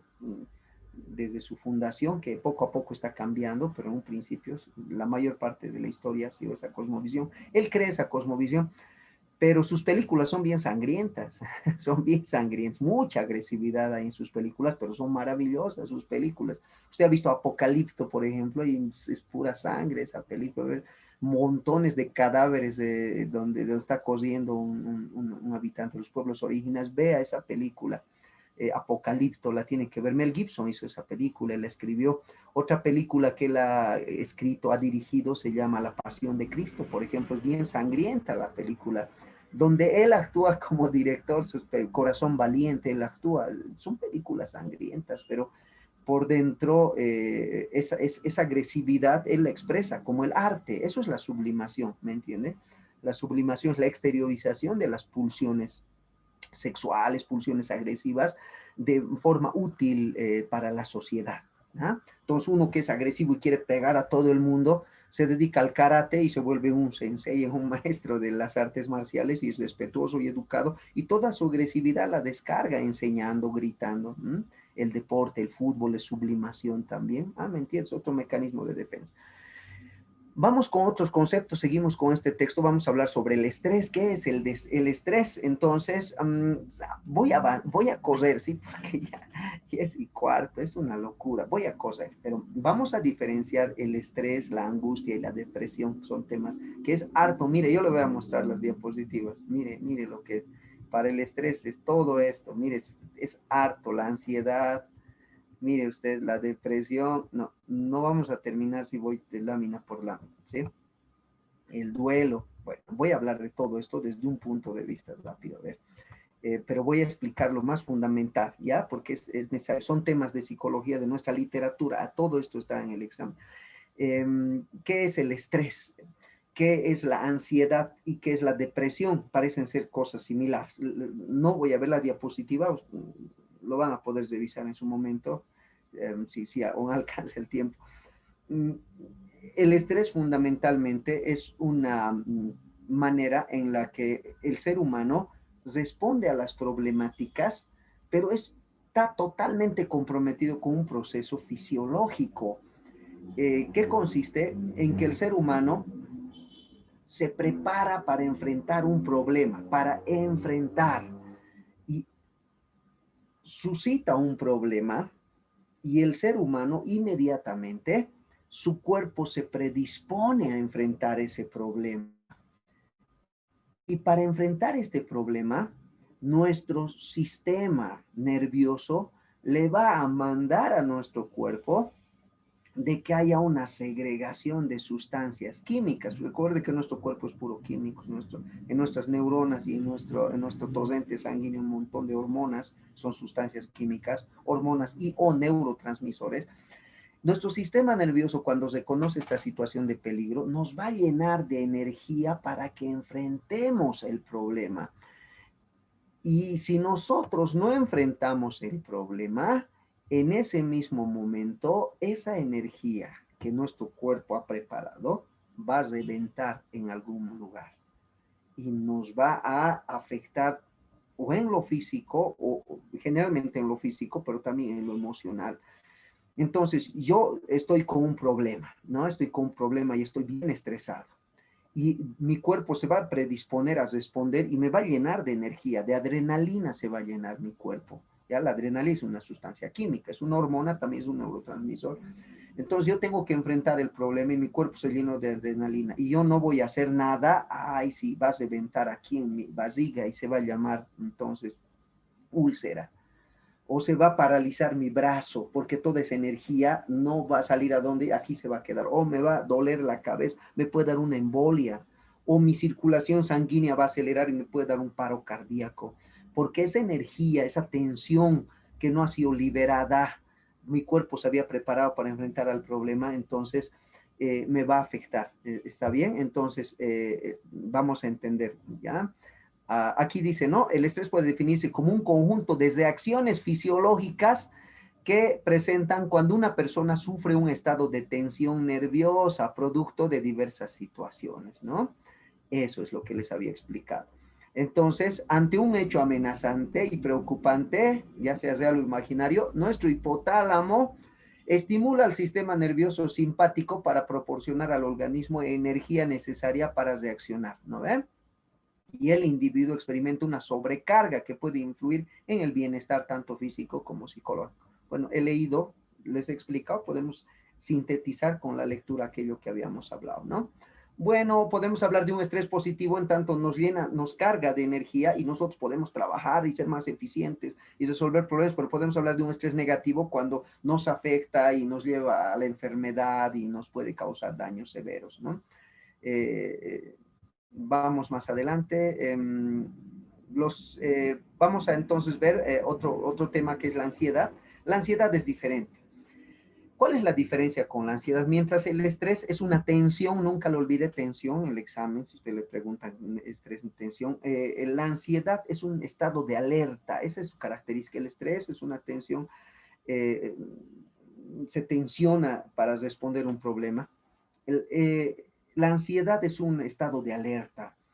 Cuando nosotros enfrentamos un problema, igual que el estrés nos va a llenar, o sea, por el estrés entendemos que nuestro cuerpo se va a llenar de energía para enfrentar el problema.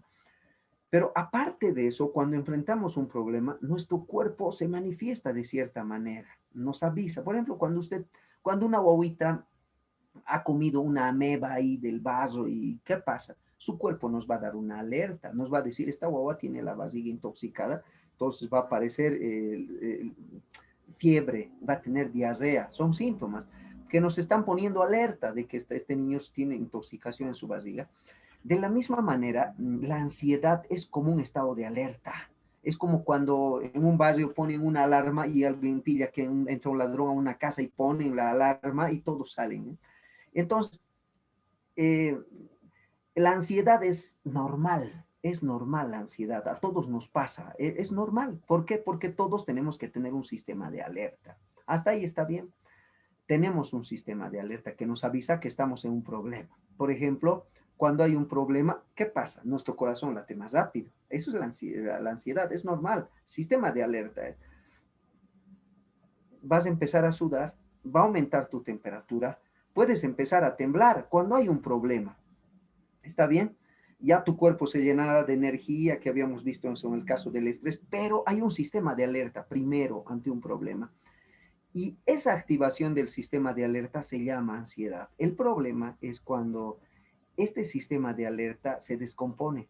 ¿Qué es lo que sucede? Ese sí es un problema. La ansiedad es normal, es un estado normal del sistema de alerta del ser humano. No pasa nada, que mi corazón me lata, que me ponga, me aumente mi temperatura, que tiemble, es natural, sí, y es bueno, sí, porque te está avisando que hay un problema, es tu manera natural de reaccionar, pero si es que en algún momento se arruina tu sistema de alerta, estás con un trastorno de ansiedad. ¿Cómo sucede esto? Imagínense que un barrio, cuando nada malo ha pasado, a las 3 de la mañana suene la alarma y todos salgan, ¿dónde está el ladrón? Y no hay ningún ladrón. Entre el sistema de alertas sonó y al final de cuentas no hubo nada. Eso es lo que le pasa al trastorno de ansiedad. La persona que está normal, ahí normal dando su examen, empieza a temblar. Pero sí, ¿de qué estoy temblando? Si yo sé todo. O estoy en la calle caminando y de repente empiezo a temblar, mi corazón late, mi sudor. ¿Por qué estás así? Si estás bien, se ha arruinado tu sistema de alerta, trastorno de ansiedad. La ansiedad es normal, es el sistema de alerta del cuerpo, pero se puede descontrolar y tu organismo, aunque no estés en una situación de problema, va a empezar a latir tu corazón, vas a sudar, vas a temblar, trastorno de ansiedad. ¿Listo? Podemos diferenciar del estrés. Y tenemos luego a la depresión. ¿Qué es la depresión? La depresión es un estado de ánimo. La depresión es estado de ánimo fundamentalmente. Es una situación de estado de ánimo bajo. El ser humano se siente triste. Eso es estado de ánimo bajo. Tristeza vital ahí. La vida ya no tiene sentido. Entonces, la depresión es común, todos nos deprimimos en algún momento, pero puede ser un trastorno cuando se llama trastorno depresivo mayor y la persona definitivamente ya no le encuentra sentido a la vida, su vida está comprometida. La depresión no solo es ponerse triste, la depresión hace de que tú te aísles. Por ejemplo, aquí sí vamos a ver algunos síntomas. Aquí vamos a ver síntomas, por ejemplo. Lamentablemente no podemos leer con calma, pero vamos a ver que hay alteraciones mentales porque uno piensa sentimientos de ruina, sentimientos de que todo va a salir mal. A nivel emocional uno está triste, desesperanzado, decaído. A nivel conductual uno no quiere hacer nada, se descuida de sí mismo, o duerme mucho, o no puede dormir, o tiene insomnio o hipersomnia, no se puede concentrar. Vamos a ver que a nivel sexual el rendimiento baja. Es una suma de varios síntomas a nivel cognitivo, a nivel emocional, a nivel físico. Vamos a ver también a nivel social conductual. La depresión se caracteriza por esa tristeza vital con un estado de ánimo bajo que va a afectar a diversas áreas del individuo. Y el origen de la depresión, pues es porque pasamos por situaciones duras, usted rompe con su pareja que ha estado 1 año, 2 años, le va a afectar increíblemente, va a entrar a un periodo de depresión. Sin embargo, hay personas con trastorno depresivo mayor que casi de la nada entran y se sienten tristes, dicen, yo no sé por qué estoy triste y no pueden salir y se quieren suicidar, ¿no? Es otro tema, entonces es la depresión, ¿sí? El duelo, básicamente el duelo es un proceso en el que las personas superan una pérdida, alguien ha muerto, entonces va a entrar un proceso de duelo. El duelo es una suma de 5 etapas que las vamos a ver a continuación. Entonces el duelo puede ser por la pérdida de un ser querido o puede ser también por la pérdida de una parte del cuerpo o por una pérdida grande económica, toda una casa, perder tu empleo, tu proyecto, perdió, entrar en una deuda grande, enorme, imposible de pagar, te van a llevar a una situación de duelo, una pérdida. Y esa pérdida irremediable, tendría que ser esa pérdida, tiene su proceso, tiene que uno recuperarse, ¿no? Acá tengo explicación de cada una de las etapas, negación, ira, etcétera, pero lo voy a explicar solo acá, porque si no, no terminamos. Primero viene la negación en el duelo, uno no acepta y dice, no, esto no me puede pasar, no lo cree, no lo asimila, es una manera de amortiguar ante la gran pérdida. Luego va a venir la parte de la ira, uno se enoja y dice, ¿por qué tiene que pasar? Este es el culpable, este otro es el culpable. Empieza a buscar culpables, ¿no?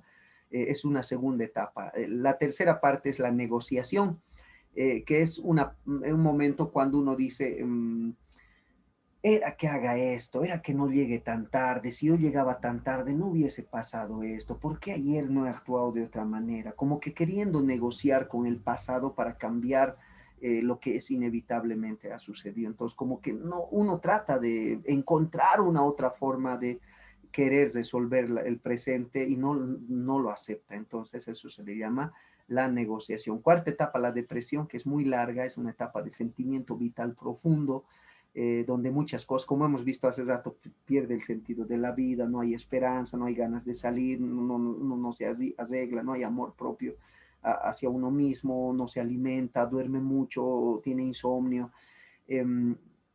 Vamos a ver que no rinde en el trabajo, sexualmente no va a funcionar, entonces la depresión. Y finalmente llega el momento de la aceptación. Un año más o menos tendría que la persona aceptar. Y luego finalmente la superación, ¿no? Cuando uno pierde a un ser querido, tendría que pasar por estas etapas y después de superar, después de la aceptación, decir, ya por fin he pasado este año y ya murió mi familiar y yo voy a ser mejor que él y gracias a esta persona me va a guiar y me va a cuidar.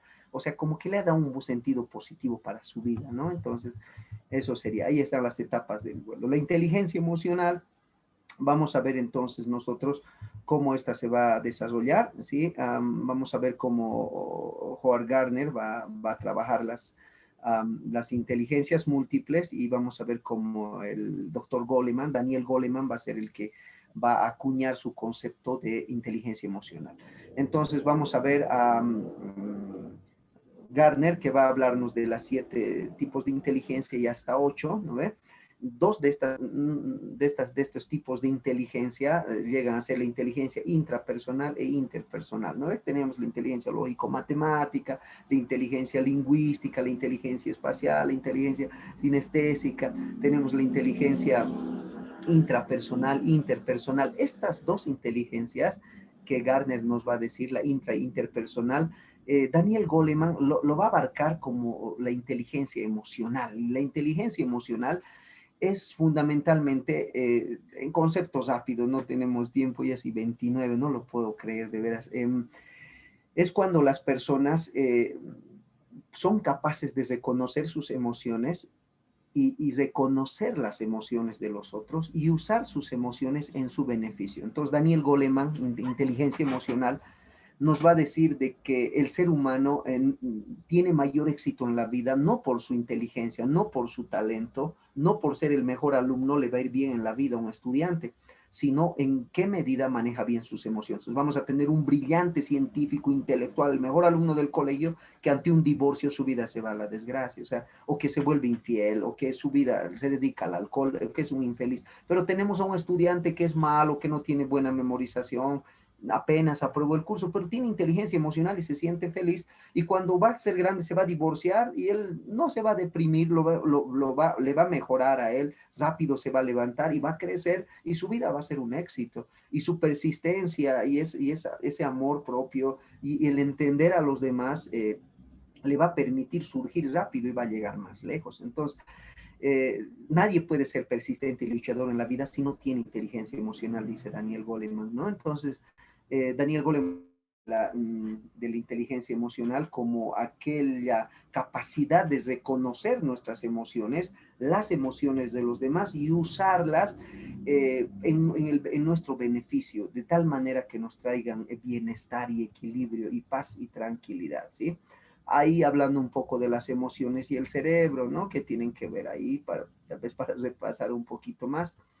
Eh, Al final de cuentas, la inteligencia emocional nos va a explicar de que tiene que haber un equilibrio entre lo racional y lo emocional. Ahí la imagen nos puede mostrar claramente, ¿no? Muy bien, ahí para tratar de resumir, habilidades de la inteligencia emocional, capacidad de autodominio, dominio propio, que uno sepa dominarse a sí mismo, sus emociones, que es muy difícil en las damas principalmente, no pueden, le es más difícil que a un varón controlar sus emociones, para un varón manejar su cuerpo es más difícil. Ambas cosas, hombres y mujeres, tendríamos que aprender a dominar nuestras emociones, nuestro cuerpo, el autocontrol, que seamos capaces también de que cada acto que nosotros hagamos sea controlado por nuestra mente, sabiendo que es correcto, ¿sí? Por otro lado, el entusiasmo y ese ánimo constante de nunca rendirte, aunque todo salga mal, estar animado. ¿Cómo lo logras? Inteligencia emocional. El ser humano tendría que saber estimular su estado de ánimo, ¿no es cierto? Ahí está, ahí perdón, estoy retrocediendo, ¿no? Ahí está el entusiasmo y la empatía finalmente, la capacidad de poder introyectar los sentimientos del otro y asumirlos, es decir, esta persona siente algo y yo los introyecto dentro de mí y puedo comprender a la otra persona, ¿no? Eso se le llama la empatía, es una habilidad de la inteligencia emocional, ¿sí? Ahí está. Bueno, hasta acá, ya nos ha pisado la hora. Bueno, espero que hayamos podido abarcar contenidos que sean importantes para nuestro examen de ascenso de categoría. No puedo pasarme más porque se viene otro taller también. Espero que haya sido útil, que nos haya podido servir. Perdón si he tenido que coser en algunas partes, pero incluso me he evitado de dar ejemplos y demás para poder explicar cosas y no llegar al riesgo de que sea una repetición y no nos permita aprender, ¿sí? O sea, porque a veces leer, pues si yo tuviera una diapositiva y leyera, le estoy dando información hablada y nadie aprende. Ese es un extremo, el otro extremo está muchos ejemplos y el tiempo nos pisa, ¿no? Entonces, ese es el equilibrio que hemos buscado. Bueno, hasta acá. Licenciado Ludwig, entonces estaríamos finalizando. No sé si me escucha por ahí, el licenciado Ludwig. Y si no está, pues no sé qué pasó, pero nos va a cortar seguro enseguida. Entiendo que hay otro taller enseguida, así es que eso es lo que nos quisiera perjudicar. A ver, vamos a ver por acá. Ya terminó, licenciado David.